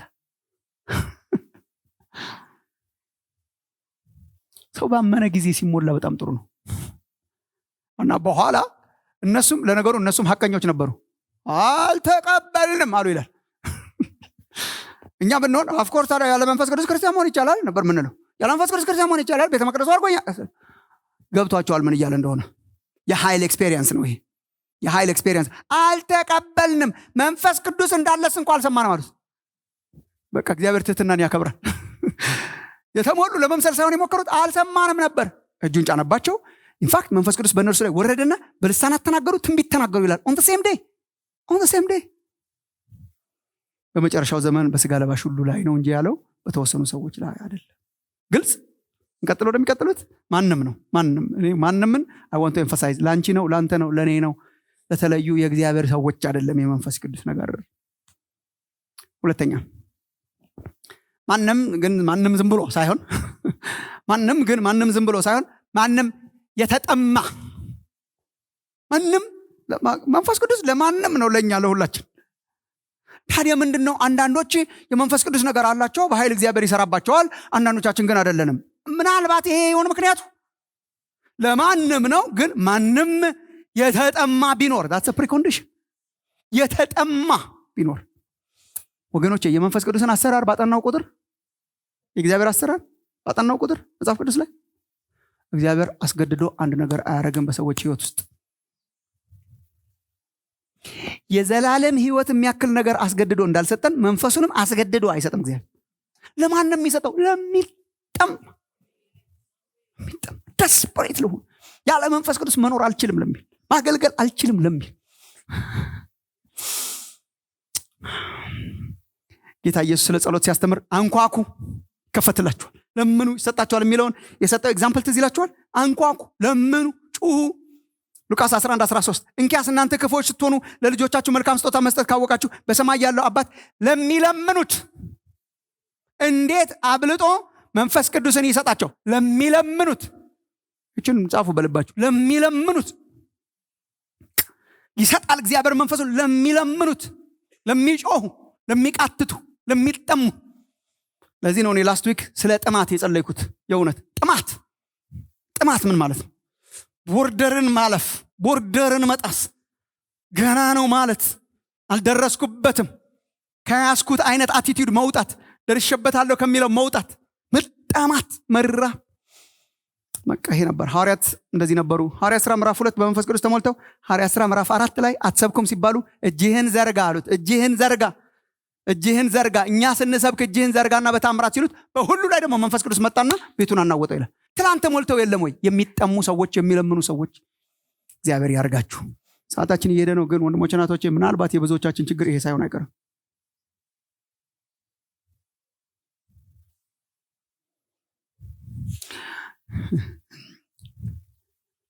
ከፈለገ ሊያረገው ይችላል የሚለው ማኞች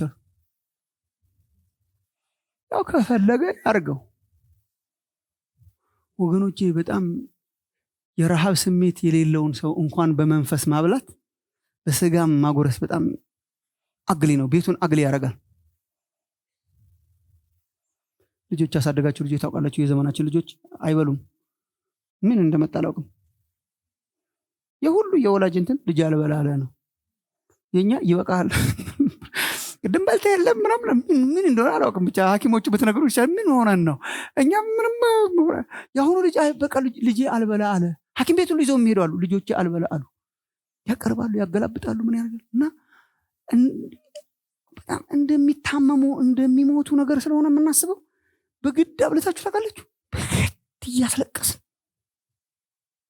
በጣም ያስጠላል ቤቱ ራሱ ደስ አይልም እኛ አንድ ልጃችን እንደዛ ነበር እና በቃ ሁሉ ጊዜ ስናበላው ደስ አይለኝም መከራ ነው እና አንድ ሰሞን በጭፈራ ምናምን ነበር እና ተሰባስበው ሴቶቹ ሲጨፈሩ እየረሳው ከሳርጋ ጎርሱት ነበር በኋላ ለመደው እሱ ነው ገና መጨፈር ሲጀምር ምግብ እንደሆነ ስለሚያውቅ ይሻት ስለ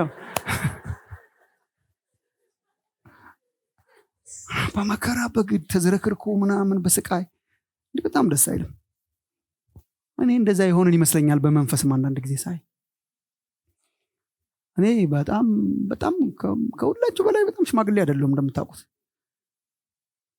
ግን የእውነት እኔ ደርሼበታለሁ በጣም ደርሼበታለሁ አማኝ ሁሉ ሲከታተል ደርሼበታለሁ ገና ከማመናችን የሆነ ነገር ስንሆን በጣም ደርሼበታለሁ ያዘም አይቻለሁ እና የሆነ በሽተኛ ነገር ስናይ ቆይ ሮብ ዕለት ወስዳለሁ ምንል አልነበርንም እጅ እንጭናለን የሆነ ሃንገር ነበረን እግዚአብሔር ሲሰራ የማየት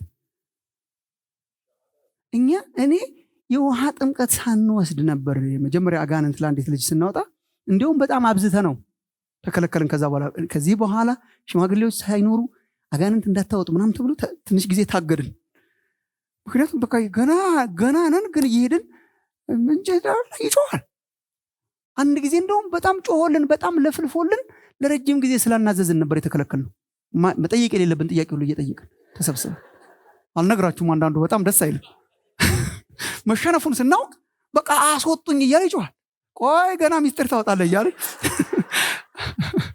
አንደኛው ጓደኛው በተለይ በጣም ታዋቂ አገልጋይ ሆኗል አሁን በጣም እና እኔም ነበርኩ እሱም ነበር ያኔ ምንም አልተጠመቅንም ነበር እና ገና ሚስጥር ታወጣለህ እያለ እሱ ሐሰተኛ የሐሰት ማባት ነው እየተባለ ከእሱ ኢንፎርሜሽን ለማግኘት እንደ ዘመኖቹ ማለት ነው በኢንፎርሜሽን እሺ ከዛስ ምን እያረክ ነው ምናምን ይሉታል። አሁን እኔ በማይክሮፎን ሳይ እኛ ልጅ ሆነን የተሳሳት ነው አሁን ሽማግሌ ሆነ ሰው የሚሳሳት እና ግን የሆነ የተቀጣጠለ ነገር ነበር። ደስፐሬሽን ነበር። ለመንፈስ ቅዱስ ሙላት መጸለይ ነበር። መጾም መጸለይ ምናምን እና የሆነ ነገር እግዚአብሔር እንዲያረግ ደስፐሬሽኑ ጥማቱ ስለነበረ የሆነ ጊዜ የሆነ ሰው እንዲጸልይ የመጠበቅ ነገር ብዙ እኔ ደርሼበታለሁ የሆነት። አሁን ግን በጣም ኮምፕሌሰንሲ አለ፣ መርካት አለ፣ አንንቀሳቀስም፣ የረሃብ ስሜት በጣም የለም። በጣም ጠገቡ ልጆች አይነት ሆነናል። እግዚአብሔር ደግሞ እንደዛ አይሰራም። እግዚአብሔር የተራቡትን ያጠግባል ነው እንጂ የሚለው ጥጋበኞችን ያጠግባል አይደል፣ የተጠሙትን ያጠጣል።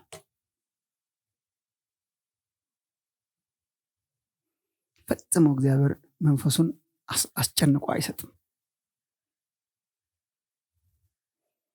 ተጠምተን ሲያገኘን ግን ይፈሳል የእግዚአብሔር መንፈስ።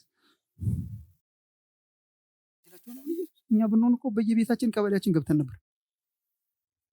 ቀብቁ በቅርብ ጊዜ በመንፈስ ደግሞ ትጠመቃላችሁ አላችሁ። እኔ አይ ሪሊ አፕሪሺየት ታላላቆች ሐዋርያት ምን የጌታችንን እናት ማርያምን ጨምሮ እኔ በጣም የሚገርመኝ እሷ እንኳን እኔ እንኳን የላትም ታውቃለህ። እኔ በጣም እዛ ጉባኤ ላይ ሳያት በጣም ልቤን ተነካዋለች። ቅድስት ማርያም የእውነት በጣም ልብ የሚነካው አንዴ የጴንጤቆስጤ ቀን አብራ ከሐዋርያቱ ጋር ስትጸልይ ነው። እና 10 ቀናት ሙሉ ተጠብቃላችሁ። 10 ቀን ወደ ላይ ሄደ። ደብረ ዘይት ተራራ ላይ ከፍ ሲል ነገራቸው እመጣለሁ እንዳያችሁት ብሎ። ግን በቃ መንፈስ ቅዱስ በእናንተ ላይ ይወርዳል፣ ጠብቁ፣ አባቴ የሰጠውን ተስፋ ዝም ብላችሁ ጠብቁ አለ። እሺ 1 ቀን ትጸልያለህ። ሄደ። ከሰዓት በኋላ ይመጣል ወይ ብለህ ጠብቃል። የሚቀጥለውም ቀን የለም።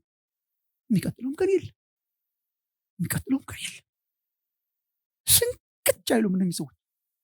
10 days አፐር ሩም ይባላል ላይ 10 days ዘግተው ሌላ የጸሎት ርዕስ የላቸው። ሌላ የጸሎት ርዕስ ነበራቸው፣ አስጣላቸው። ትዝ ይላችሁ እንደሆነ መንግስትን ለእስራኤል ትመልሳለህ። እኛም ራሱ የማያገባን ፖለቲካ ውስጥ እንደምንገባው እነሱም አንድ ሰሞን እንደዛ አድርጓቸው ነበር። መንግስትን ትመልሳለህ፣ የእስራኤሊ ኤምፓየር ሊሆን ነው አሁን የሮማን ኤምፓየር ሄዶ ምናምን ይህ ለእናንተ አልተሰጠም። ዲስ ኢዝ ኖት ዩር ሪስፖንሲቢሊቲ ምናምን። የእናንተ ሪስፖንሲቢሊቲ መንፈስ ቅዱስን ተቀብሎ ምስክሮች መሆን ነው። ግን 10 ቀን ሙሉ ምን አይነት ጥማት ወረደ በእያንዳንዱ ላይ የእግዚአብሔር መንፈስ። ወገኖቼ ምናልባት ጠግበን ይሆን? ምናልባት ጥቅሶች ስለምናውቅ ተረጋግተን ይሆን? ምናልባት ከሌሎች ጋር ራሳችንን እያነጻጸርን ደና ስለሆነን ተረጋግተን ይሆን? እያገለገልን ስለሆነና አገልግሎት ስለተሳካልን ተረጋግተን ይሆን? የታለ ጥማት? የታለ ረሃብ?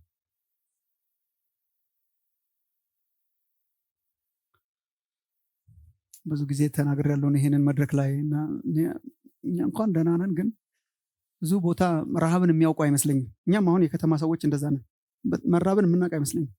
የእውነተኛውን ማለት ራብን የምንለው ምግብ ስንፈልግ ነው እንጂ መራብ ሌላ ነው፣ በጣም ሌላ ነው። እና ነግሬያቸው ይሆናል በካናዳ ሀገር የዛሬ 25 ዓመት ነው አንዲት እህት ልጇን ስታስተምር የገባኝ። እኔ አበሻ ሴት እቤቷ አስተናገደችንና በኋላ ድግስ ጠርታ ደግሳለን። ምሳ እየበላን እያለ ወደ 9 ሰዓት ከሰዓት በኋላ አካባቢ እኛ ቡና እየጠጣን ምናምን ልጇ ገባ። ቤን ይባላል። ልጇ ገባና ቦርሳ ወርውሮ በእንግሊዝኛ ነው የተናገረው። እንግሊዝኛ ስለሆነ የሚያወሩት ማም አም ስታርቪንግ አለ። አም ስታርቪንግ እንደውም እርቦኛል አለ። ከዛ በላይ ነው ስታርቬሽን፣ ጠኔ ነገር ነው። በኋላ እሷም ብድግ አድርጋ ምግብ አልሰጠችው። ኖ አንተ ዩር ኖት ስታርቪንግ ማለት ኖ አልተራብክም። ኖ እኔ እኮ ስለ ራሴ ነው የምነግርሽ እና ተርቦኝ አለ። ረብ መከቸች ብለህ ተከራከረ። ዩር ኖት ስታርቪንግ እንዴ! ጠዋት ቁርስ በልተህ ትምህርት ቤቱ ደግሞ እዛ ምግብና ስናክ ይሰጣቸዋል። እሱም በልተህ ላንች ታይም አሁን በልተህ ምግብ ፈልግ ያለው ነው እንጂ ስታርቭ አላረግም ማለችና በአጭሩ የእሷን ታሪክ ነው የነገረችው። ስንት ጊዜ በኢትዮጵያ ድርቅ በነበረ ጊዜ ከወሎ ክፍለ ሀገር ነው ያኔ በድርቁ ጊዜ የተሰደደችው ተረባ ማለት ነው። እና ስንት ቀን 3 ቀን 4 ቀን ያለ ምግብ እንዴት ይሄዱ እንደነበረ ትንሽ የቆሎ ሰጥተዋቸው በጎንደር በኩል አድርገው ወደ ሱዳን ሲወጡ እንዴት ሆኖ እንደወጡ ከዛ UNHCR ከዛ ላይ ተናግረው ለ8 ሰዎች ችልችን የምታክል ተከፋፍለው እንዴት ለቀን አንዲት ብቻ በልተው እንደሚውሉ ከዘመናምና ድንኳን ውስጥ እንዴት አድርገው ያለ ምግብና ያለ ውሃ እንዴት እንደተሰቃዩ እንደዚህ አፍጥጦ እየሰማ ልክ ነሽ ማም አም ኖት ስታርቪንግ እምነት እንደዛ ነው እንዴ? ረሃብ ወገኖች፣ ረሃብ እኮ እንደዚህ አይደለም። ረሃብ እኮ በጣም ረሃብ እኮ የስደተኛ ካምፕ ያሰብራል። ወረፋ ጠብቁ ሲባል ያሰብራል። መጠበቅ አይችሉም። እኛ ሰልፍ መጠበቅ እንጂ ሰልፍ እንድታፋለስ ያደርጋል። ስርዓት እንድትጥስ ብሎ ያደርጋል። እንዴ ረሃብ እኮ እኛ ፕሮግራም እንኳን እኮ በመከራ አይደል እንደምንመጣው። በስንት ቅስቀሳ እኮ ነው የምንጸልየው። እኮ አይመስለኝም። የሆነ አጓጉል እርካታ አፔታይታችንን ዘግቶታል። ምግብ የሌለው እርካታ። ምግብ የለም ግን እርካታ። አልጠጣንም ግን የሆነ ይጠጣል። ሰው ሁሉ ራሱን ሙልት አድርጎ እስቲ ካፑ ይነሳ ወገኖች። የዘጋን ይሄ ተሞልተን ራሳችን የተሞላን እስቲ እሱን ያንሳው እግዚአብሔር። እንዲህ ኋላዬን እየረሳው ከፊቴ ለማየት ዘረጋለሁ የሚለው ሐዋርያው ጳውሎስ ከሆነ እኛ ምንድነው? እንዲህ ኋላዬን እየረሳው እንዲህ አሁን እኮ እኛ ድሮ ኤክስፔሪየንስ ባረግናት ትንንሽዬ ነገር እንዲህ ድሮ በጸለይናት የሆነ ልሳን ነገር በቃ እኮ እግዚአብሔርም ሊሞላን ቢመጣ እኮ ታታታታታታ ምናምን ስንል ራሱ ነው እንዴ ምናምን የሚል ይመስለኝ። የድሮ እንዴት አድርጎ እግዚአብሔር በግድ ያደርገዋል። ነፋሱ ይምጣልን በእውነት ነፋስ የሚራብ ጥራ አለው እኮ ለሕዝቅኤል። ጥራ አንድ ጊዜ እዚህ ያየነው ክፍል ጥራው፣ ነፋስን ጥራዋል። እግዚአብሔር እኮ ነው የሚልከው ግን ጥራዋል። ነፋስን ጥራው፣ ወደ እነዚህ ወደ ደረቁ አጥንቶች ጥራው። የሚጠራ የሚጮህ የሚለምን የሚጾም አይበቃም የሚል ዲሳቲስፋይድ የሚሆን አገልግለን ገብተን ቤታችን ያለ መርካት ስሜት ካልተሰማን የሆነ ነገር ውስጥ ነው ያለነው። የእውነት መንፈስ ቅዱስንና እኔ ሪሊጅንን የምለየው በዚህ ነው። እንዲሁ ምናልባት የትኛው ካምፕ እንዳላችሁ ቸክ ማድረግ በጣም ጥሩ። ሪሊጂየስ ስፒሪት ይበቃኛል ነው በቃ። በሳምንት 2 ቀን እጦማለሁ፣ ለቤተ መቅደስ አስራት አገባለሁ። ሲላችኋል ያሱዬ በቃ ጢም ያለ ነገር ነው። መንፈስ ቅዱስ ግን ያስረባል፣ በጣም ያስረባል፣ የሚቀጥለውን ያስረባል። ምናልባት በሃይማኖት ካባ ተሸፍነን ጸጥ ብለን እንዳይሆን ቀጨርሻለሁ በደርሽበታል። ይርባችኋል ወይ የጌታ መንፈስ? ሪል ጀንዊን የጌታ ፕሬዘንስ ይርባችኋል ወይ? ይጠማችኋል? ተጠምተን ነው ወይ የምንመጣው? ዋላ ወደ ውሃ ምንጭ እንደምትናፍቅ ነው ያለን የምንመጣው ስንመጣ ወደ እግዚአብሔር ፕሬዘንስ። እስቲ ደግሞ ሄጄ ላድርስ እንትኔን እኮ ነው ለራስ ብዬ ልምጣትል ነበር ድሮ እናት ቤተክርስቲያን ማለት ነው። እና ሊትራል ነው ትክክል ነው እንደዛ ነበር። እና በቃ እንደዛ እኮ ነው አመጣጣችን ራስ ደረስ ብዬ ልሄድ እንዳይጓደል የሆነ ነገር እኮ ሆነናል። እግዚአብሔር ይፈውሰን። የሆነ ነገር ሆነናል ባረግነው ነገር። አንድ ፕሮግራም ላይ ዛሬ ባመለክነው አምልኮ ወይ በሰበክነው ስብከት ወይ በመጣ መገለጥ ረክተን እሱን እንደ ማስታወቂያ እየሰራን አዚፍ ዳትስ ኤንድ እንደ ማስታወቂያ እየሰራን ጨረስነው እኮ ምናምን እያለ ከዛ በላይ እኮ ነው የጌታ መንፈስ ሲመጣ። በጣም ከዛ በላይ ጥማት። ማንም ለሁሉ ሰው የተጠማ ዴስፐሬሽን ይምጣ። ሶስተኛው እዛ አላቆያችሁም እዚህ ላይ እንኳን ይምጣ ወደ እኔ ይምጣ ነው። አጥማቂው ኢየሱስ ነው ወገኖች፣ አጥማቂው ኢየሱስ ነው። ማንም የተጠማ ቢኖር ወደ እኔ ይምጣ ነው የሚለው። ወደ እኔ ይምጣ ነው። የመንፈስ ቅዱስ ሙላት ሰዎች የሚሰጡን አይደለም። ይሄም አንዱ የተዛባ ነገር ነው። ሰዎች ሊያበረታቱን ይችላሉ። አሁን ይሄ ለምሳሌ አሁን እኔ እንደዚህ ሳስተምር እያበረታቷችሁ ነው፣ እግዚአብሔር ይጠቀምበታል። አንዳንድ ጊዜ ደግሞ ለማበረታታት እጆቻችንን እንጭናለን። በጣም ጥሩ ነው። እግዚአብሔር ሲሰራበት ነው የምናየው። ተባብሬ እየጸለይኩ ነው። አሁን ሰሌ ላይ እጄን ጭኜ ብጸልይ ተባብሬ እየጸለይኩ ነው። ሌትስ ጀስት ፕሬይ ግን እኮ እጅ የሚጭነው ሰውዬ እኮ አይደለም የሚሰጠን፣ የሚያስተምረው ሰው አይደለም የሚሰጠን። ወደ እኔ ይምጣ ነው፣ ወደ እኔ ይቅረብ። በእሳቱ በመንፈሱ የሚያጠምቀው ማን ነው? አንጾኪያ በነበረች ቤተክርስቲያን፣ አንጾኪያ በጣም አስደናቂ ቤተክርስቲያን ናት። ያንን ዓለም በጣም ብዙ የደረሰችው አንጾኪያ ናትና በሳውልና በርናባስ ጳውሎስና በርናባስ መጠራታቸው ነው በጣም ብዙ ታሪክ የሰራው። ፈርስት ሚሽነሪ ጆርኒ፣ ሰከንድ ሚሽነሪ ጆርኒ፣ ሰርድ ሚሽነሪ ጆርኒ እያልን የምንጠራው የነሱን ነው።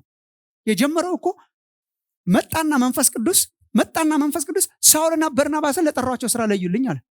ምን እያደረጉ ነበር? ቁጭ ብለው ስብሰባ እየመሩ ነበር፣ ሲጦሙና ሲያመልኩ። that's the right environment። መንፈስ ቅዱስ ትክክለኛ ኤንቫይሮንመንት ሲያገኝ ይሰራል። እና አንዳንድ ጊዜ ከነቴዲም ጋር እየተመካከሩ ምን አለበት አንዳንዴ ዝም ብለን ብንመጣ። ዝም ብዬ እመጣለሁ በቃ የተቀነባበረ ፕሮግራም ለማድረግ ሳይሆን መንፈስ ቅዱስን ሲክ ለማድረግ ምን ችግር አለ? ምን ችግር አለ?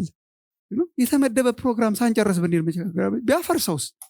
ቢቀጥልስ? ዝም ብሎ ቢቀጥልስ አሁን 2 ሰዓት እመጣለሁ 2 ሰዓት እወጣለሁ ብለን ከእግዚአብሔር ጋር እንዲቀጠሩ እንይዛለን።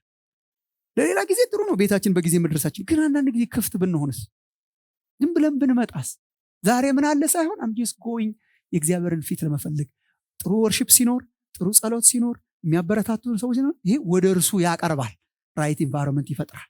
ማንም ለሁሉ ሰው የተሰጠ ነው። የተጠማ ረሃብና ጥማትን በጣም ይፈልጋል። ወደ እኔ ይምጣ። ራይት ኢንቫይሮንመንት ይፈልጋል። የመጨረሻዋን ግን በጣም ኢምፖርታንት ስለሆነች እሷን ነግሬያችሁ ልሄድ። ማንም የተጠማ ይምጣ። ማንም የተጠማ ወደ እኔ ይምጣ ይጠጣ።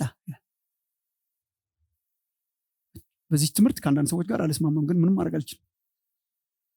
አጠጣዋለሁ ነገር አይደለም። ይጠጣ። let him drink። ይጠጣ። መጀመሪያ ቃሉ አለ መጽሐፍ ቅዱስ ላይ ይጠጣ ነው። ይጠጣ በል ውስጥ ውሃ ሲኖር እንደዛ ነው። ማንም የተጠማ አንስቶ እዚያ አካባቢ ያርገው ሳይሆን አለ ውሃ። ምናልባት የአንዳንዶቻችን ችግር ይሄ ይሆን ወይ? ውሃው አለ ግን እስቲ ከፈለገ ያጠጣኝ ያጠጣ። ይጠጣ ይጠጣ ነው። ይጠጣ ምንድን ነው? ይጠጣ በእምነት መለማመድን ነው የሚያሳየው። በእምነት ኤክሰርሳይዝ የሚያደርግ በነፃነት በእግዚአብሔር ፊት እንዴትም ኤክስፔሪየንስ ያርግ። ይጠጣው። ኤክስፔሪየንስ ያርግ። ይናገር፣ ይጸልይ። ልሳን ተሰጥቷል፣ ይጠጣ። ጸጋ ተሰጥቷል፣ አገለግልበት። ኤክስፔሪየንስ አድርገው በእምነት ማለት ነው። የእምነት ነገር ማለት የእምነት ነገር ከዚህ በፊትም አንስቼላችኋለሁ። አይ ቲንክ እዚህ ስለመንፈስ ቅዱስ የእምነት ነገር አርገኸው ነው የምታውቀው ትክክለኛ መሆኑን። አንዳንዴ ሪስክ መውሰድ እምነት ማለት ሪስክ ማለት እምነት ማለት አንዳንድ ጊዜ በመሳሳት የምትገኘው ትህትና ለማግኘት መሞከርም ምንም አይደለም። መሳሳት እኮ አንዳንዴ ትህትና ታመጣለች። አውቀን አንሳሳትም እንጂ የተሳሳትንባት ዘመን የትህትናችን መሰረት ነው። ስብከት ለመሳሳት ብዬ ሰብኬ አላውቅም። አንዳንድ የሰበኳቸው ስብከቶች ግን ሀምብል ያደርጉኛል። አሁን ስላልተቀዳው እግዚአብሔርን አመሰግናለሁ። ይዛን ጊዜ መቅጃ ስለሌለ ልሰማው አልችልም። ግን እሱን ባላረግ ጸጋ አያድግም በውስጣችን። የእግዚአብሔር ጸጋ በውስጣችን የሚያድገው ፕራክቲስ ስናረግ። ይሳየት እኔ ድሮ ለመንፈስ ቅዱስ ሙላት የጸለዩልን ሰዎች በጣም የሚያስደስቱኝ በላው አንድ ቃል ናት፣ በላት። ይጠጣ በላት። ከዛ ስንል አእምሯችን ደግሞ ኖ ይላል። ግድ የለም በግድ አናረገውም። ግን የሚሰማንን መሆን ግን እኮ ነፃነት ነው። እኛ እኮ የእግዚአብሔር ልጆች ነን። በእግዚአብሔር ፊት የሚሰማኝን መሆን እኮ የኢንቲመሲ ምልክት ነው። አንዳንድ ምሳሌ ልናገር ስለሆነ ነበር፣ ግን መጥፎ ሊሆን ይችላል። ግን ቤተሰባችሁ ውስጥ የምትሆኑት ነገር እኮ በጣም የሚያስቀና ነው። ነፃነት አለ፣ ፍቅር እሆናለሁ። ቤቴ ነው እሆናለሁ። በአባቴ ፊት በእናቴ ፊት ልጆች ቤታቸው ያላቸው ስነ ስርዓት የትምህርት ቤት እንዳለው አይነት ዲሲፕሊን አይደለም። ትምህርት ቤት ሌላ ነው። ቤት ሲመጡ ግን ፍሪደም ጃምፕ ለማድረግ ለማቀፍ ለመሆን። ወንድሞቼ እና እህቶቼ እግዚአብሔር እኮ አባታችን ነው። በፊቱ መሆን የሚስምን ችግር አለ። በፊቱ መሆን ያው ለምሳሌ ይህን እንደ ምሳሌ ነው የማነሳው። በሁሉም ጸጋ እንደዚህ ነው፣ ግን እንደ ምሳሌ ላንሳላችሁ። ለምሳሌ ልሳን በመንፈስ ቅዱስ የተሞሉ በሐዋርያት ሥራ ላይ በአብዛኛው ከአንድ ቦታ በስተቀር ሐዋርያት ሥራ ምዕራፍ 8 ሜቢ ያልተጻፈው እኔ ሐዋርያት ሥራ ምዕራፍ 8 ላይ እኔ በመንፈስ ቅዱስ ተሞልተው የሰማርያ ሰዎች በልሳን ተናግረዋል ብዬ ነው የማምነው። እንዴት አወቅ ያላችሁኝ እንደሆነ ታዲያ ሲሞን እንዴት አወቀ? የሆነ ምልክት ባይገለጥባቸው መንፈስ ቅዱስ ተሞልተው ምንም ባይታይ አራችን ነገር ያለው እኮ የሆነ ነገር ተገልጦ ነው። እና ግን አልጨቃጨቅም። እኔ እሱ መንፈስ ቅዱስ ይሞላሉ በልሳናት ይናገራል። መንፈስ ቅዱስ ይሞላሉ በልሳናት።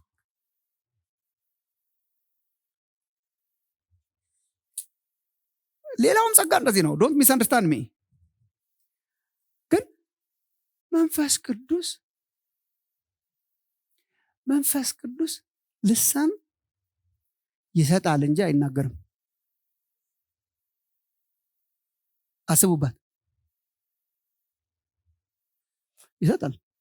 ከዛስ ጠጣ፣ ተናገር።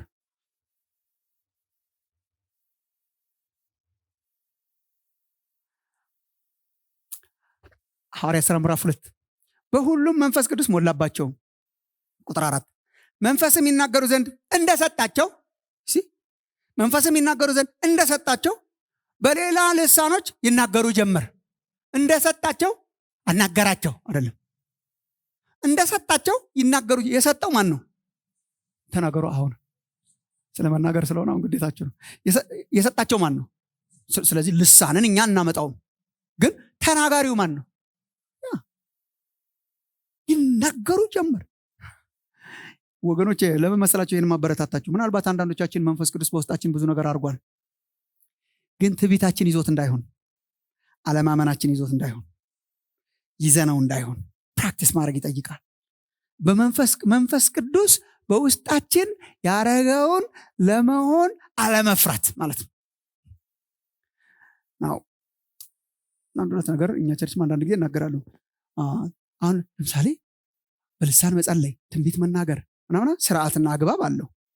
ለምሳሌ አሁን ቆሜ ያወራሁትን ሁሉ አሜን እያላችሁ የሰማችሁት በምታውቁት ቋንቋ ስላወራሁ ብል በማይክሮፎን እናንተም አትታነጹ፣ እኔም ጉሮሮ ይደርቃል፣ እግዚአብሔርም አይከብርም። ምንም የለበት፣ አይታነጽም ጉባኤ። አንደኛ የሚሰማው ጉባኤም አይታነጽም። እኔ በተለይ አንደኛ ቆሮንቶስ ምዕራፍ 14ን ሳነብ ልብ የሚነካው ጉባኤ የሚቀረጸው ያላመኑ ሰዎችን እያሰብን ነው። ያላመነ ሰው ቢገባ ይላል ጳውሎስ፣ በልሳናት ዝም ብላችሁ እንደዚህ አብደዋል አይልም ወይ? ማሰብ አብደዋል አይልም ወይ?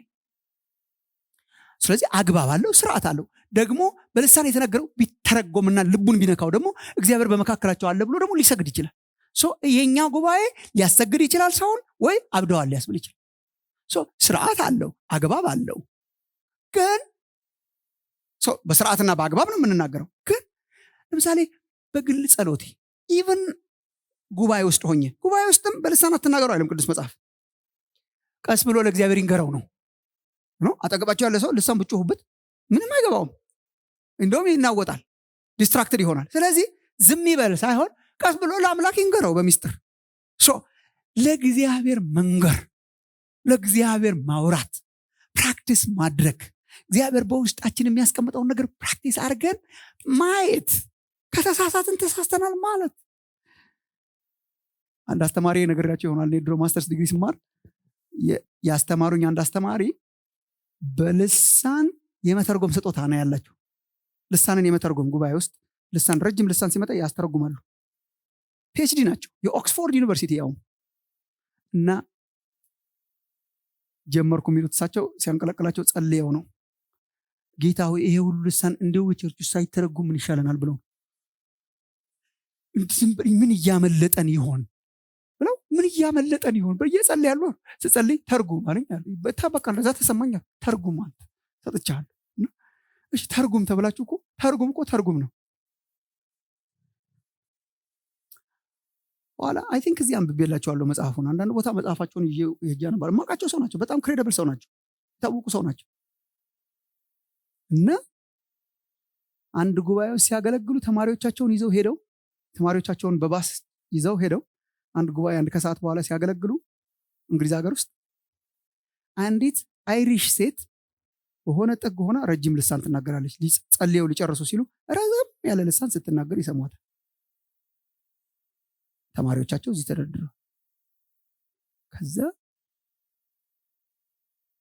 ተረጉም ቆዩ። የመጀመሪያ ትርጉማቸው እሱ ሪስክ እና ይተረጉማል። ከዛው ከተረጎመ ፕሮግራሙ አለቀ እና አገር ሰላም ነው ሲሉ ከኮንጎ አይ ቲንክ ከኮንጎ የሄደ ተማሪያቸው እነሳቸው ጋር ለመማር እያለቀሰ ይመጣል ነበር እዛ ጉባኤ ውስጥ። ዶክተር ፔትስ በጣም እኮ ተአምር ነው ዛሬ ምን ይላል? ምን ሴትዮዋ እኮ የአይሪሿ ሴት የምትናገረው የነበረው የኔን ቋንቋ ነው ይላል አለኛ። እንዴ እናንተ ፈረንሳይኛ አይደለም ወይ የምትናገሩት? አይደለም ጠቅላላ የሀገሪቱ ቋንቋ ሳይሆን የመንደሬ ቋንቋ ነው አለ። እና አይሪሽ ሴት አስነስቶ እንግዲህ እምነታቸውን ለማሳደግ መሆን አለበት። አንዲት አይሪሽ ሴት የሀገራቸው ናሽናል ቋንቋ ሳይሆን የመንደር ውስጥ ያለ የትራይባል ቋንቋ ነበር የምትናገር። ከዛ ደነገጥኩ አሉ። እና ወዲያው የጠየቅኩት የሚሉት ትርጉሙ እንዴት ነበር ነው።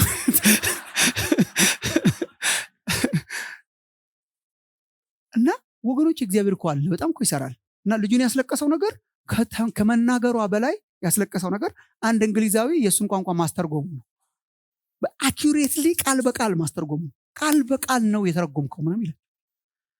ከዛ በኋላ ነው እየተበረታታው መጣው የሚሉት ሰው። ይችን እርምጃ ግን መሄድ ያስፈልጋል። አንዳንዶቻችሁ እኮ ልሳን እየተሰማችሁ አትናገሩት። የትንቢት መልእክት እየመጣ አትናገሩ። ለበሽተኛ እንድትጸልዩ እየተሰማችሁ እኮ አታረጉት። አንዳንድ ነገር እኮ እንድናደርግ እግዚአብሔር በልባችን ሲያስቀምጥ እሱ እኮ ነው። ይጠጣ ማለት እኮ እሱ ነው። ጸልይ መጨረስ ነገር አንዳንድ ሰው ቅድም እንዳልኳችሁ ነው። ለምሳሌ ልሳን ከፈለገ ራሱ አፌን ከፍቶ ያርገዋ።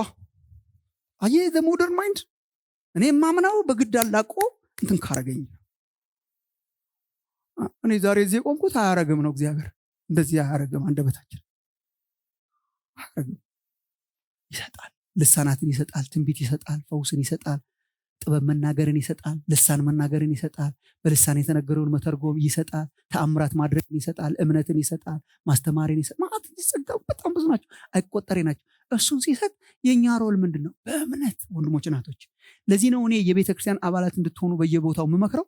ቤተክርስቲያን አባል ስትሆን ሴፍ ኢንቫይሮንመንት አለ ማለት ነው። ብሳሳትም የሚጨክንብኝ ጉባኤ አይደለም ቲክቶክ ላይ እያወጣ። አት ሳም ፖይንት ቤተሰብ ያስፈልገን። አሁን ቤተሰቤ ቤቴ ብሳሳት አውጥቶ የአደባባይ እንትን አያረገውም። አሁን እኮ በጣም ትልቁ ችግራችን አንዳንድ ሰዎች እንዳያድጉ እንቅፋት የሆነው ገና የሆነ ነገር ሲያደርጉ በአደባባይ የሆነ ነገር ይሆን። ሴፍ ኢንቫይሮንመንት በጣም ያስፈልገናል። በቤተሰባችን ለምንድነው ፕራክቲስ የማናደርገው? የዚች ቤተክርስቲያን አባላት ተሰብስበን ወንድሞችና እህቶች ነን። ቪዲዮ ካሜራ የለም። በጣም አንዱ ደግሞ ሰዎችን ሁሉ ሊሚት አድርጎ የያዘው ቪዲዮ ካሜራ ነው።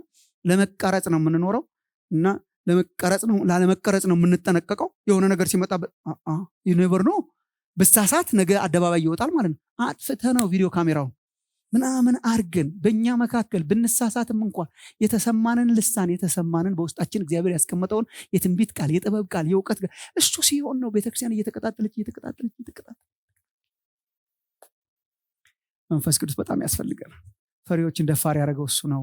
ደካሞችን ያበረታው እሱ ነው። ያልተማሩትን በምን አይነት የት ተምረው ነው ያስባለው መንፈስ ቅዱስ ነውና የሚመጡት ጊዜያት በቃ ሁላችን ወደ መንፈስ ቅዱስ የምንቀርብበት፣ የምንጠማበት፣ በፊቱ የምንሆንበት፣ እርሱን የምንፈልግበት እና ደግሞ በእምነት የምንለማመድበት ዘመን ያርግልን እግዚአብሔር። ወገኖች ይቅርታ እቺን በቃ እንድንዳረሳት እግዚአብሔር የሚፈልገው ይመስለኛል። አንዳንድ ሰዎችን ሊሚት የሚያደርጋቸው ፍርሃት ምን አይነት ፍርሃት? የእግዚአብሔር ልጅ ሆኖ ይህንን መፍራት እኔ በጣም ያስገርመኛል። ምን አይነት ፍርሃት አለባቸው? ውስጤ አንድ ነገር መጥቷል። እሺ ከጠላት ቢሆንስ? የራሴስ ቢሆን? ክፉ ነገርስ ቢሆን? የሚጎዳኝ ነገርስ ቢሆን? ምናምን ብለው ይጨነቃሉ። ኢየሱስ ስለ መንፈስ ቅዱስ ሲናገር ሉቃስ 11 ቅድም ያነበብኩላችሁ እንዲያው ከት ብሎ የሚስቅብን ነው የሚመስለኝ። እናንተ እንኳን ክፉዎች አባቶች ሆናችሁ ሳለ ይላል። እንዴ እንቁላል ቢለምን ጊንጥ አትሰጥም። የሚጎዳ ነገር አትሰጥም። እንቁላል ከሌለ እንቁላል የለኝም ትላለህ፣ እንካ ጊንጥ አትለው። አሳ ቢለምን እባብ አትሰጠው።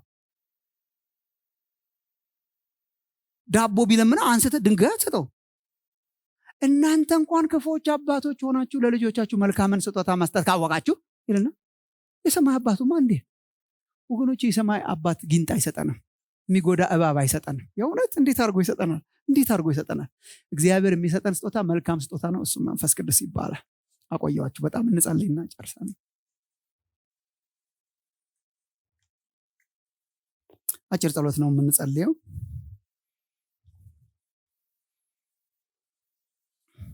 ሪፍሬሽ እንዲያረገን እንጸልይ። ትንሽ የቆየን ክርስቲያኖችም ካለን አይ ቲንክ በጣም ሪፍሬሸር በጣም ያስፈልገናልና ትንሽ ሪፍሬሽ እንዲያረገን መንፈስ ቅዱስ የእውነት ምን አለበት ቢያረገው ዛሬ እግዚአብሔር በአንዳንዶቻችሁ ህይወት ውስጥ ምን አለበት በእኔ ህይወት ውስጥ እንደገና እግዚአብሔር ቢያረገው በቃ ድምፁን ቢያሰማ በእጆቹ ቢነካን ወንድሜ በቃ እኔ በቃ እንደው በእግዚአብሔር ፊት በኮንፊደንስ እንድትቀርቡ እንደው አበረታታችኋለሁ። ማንም ነው ማንም ብቻ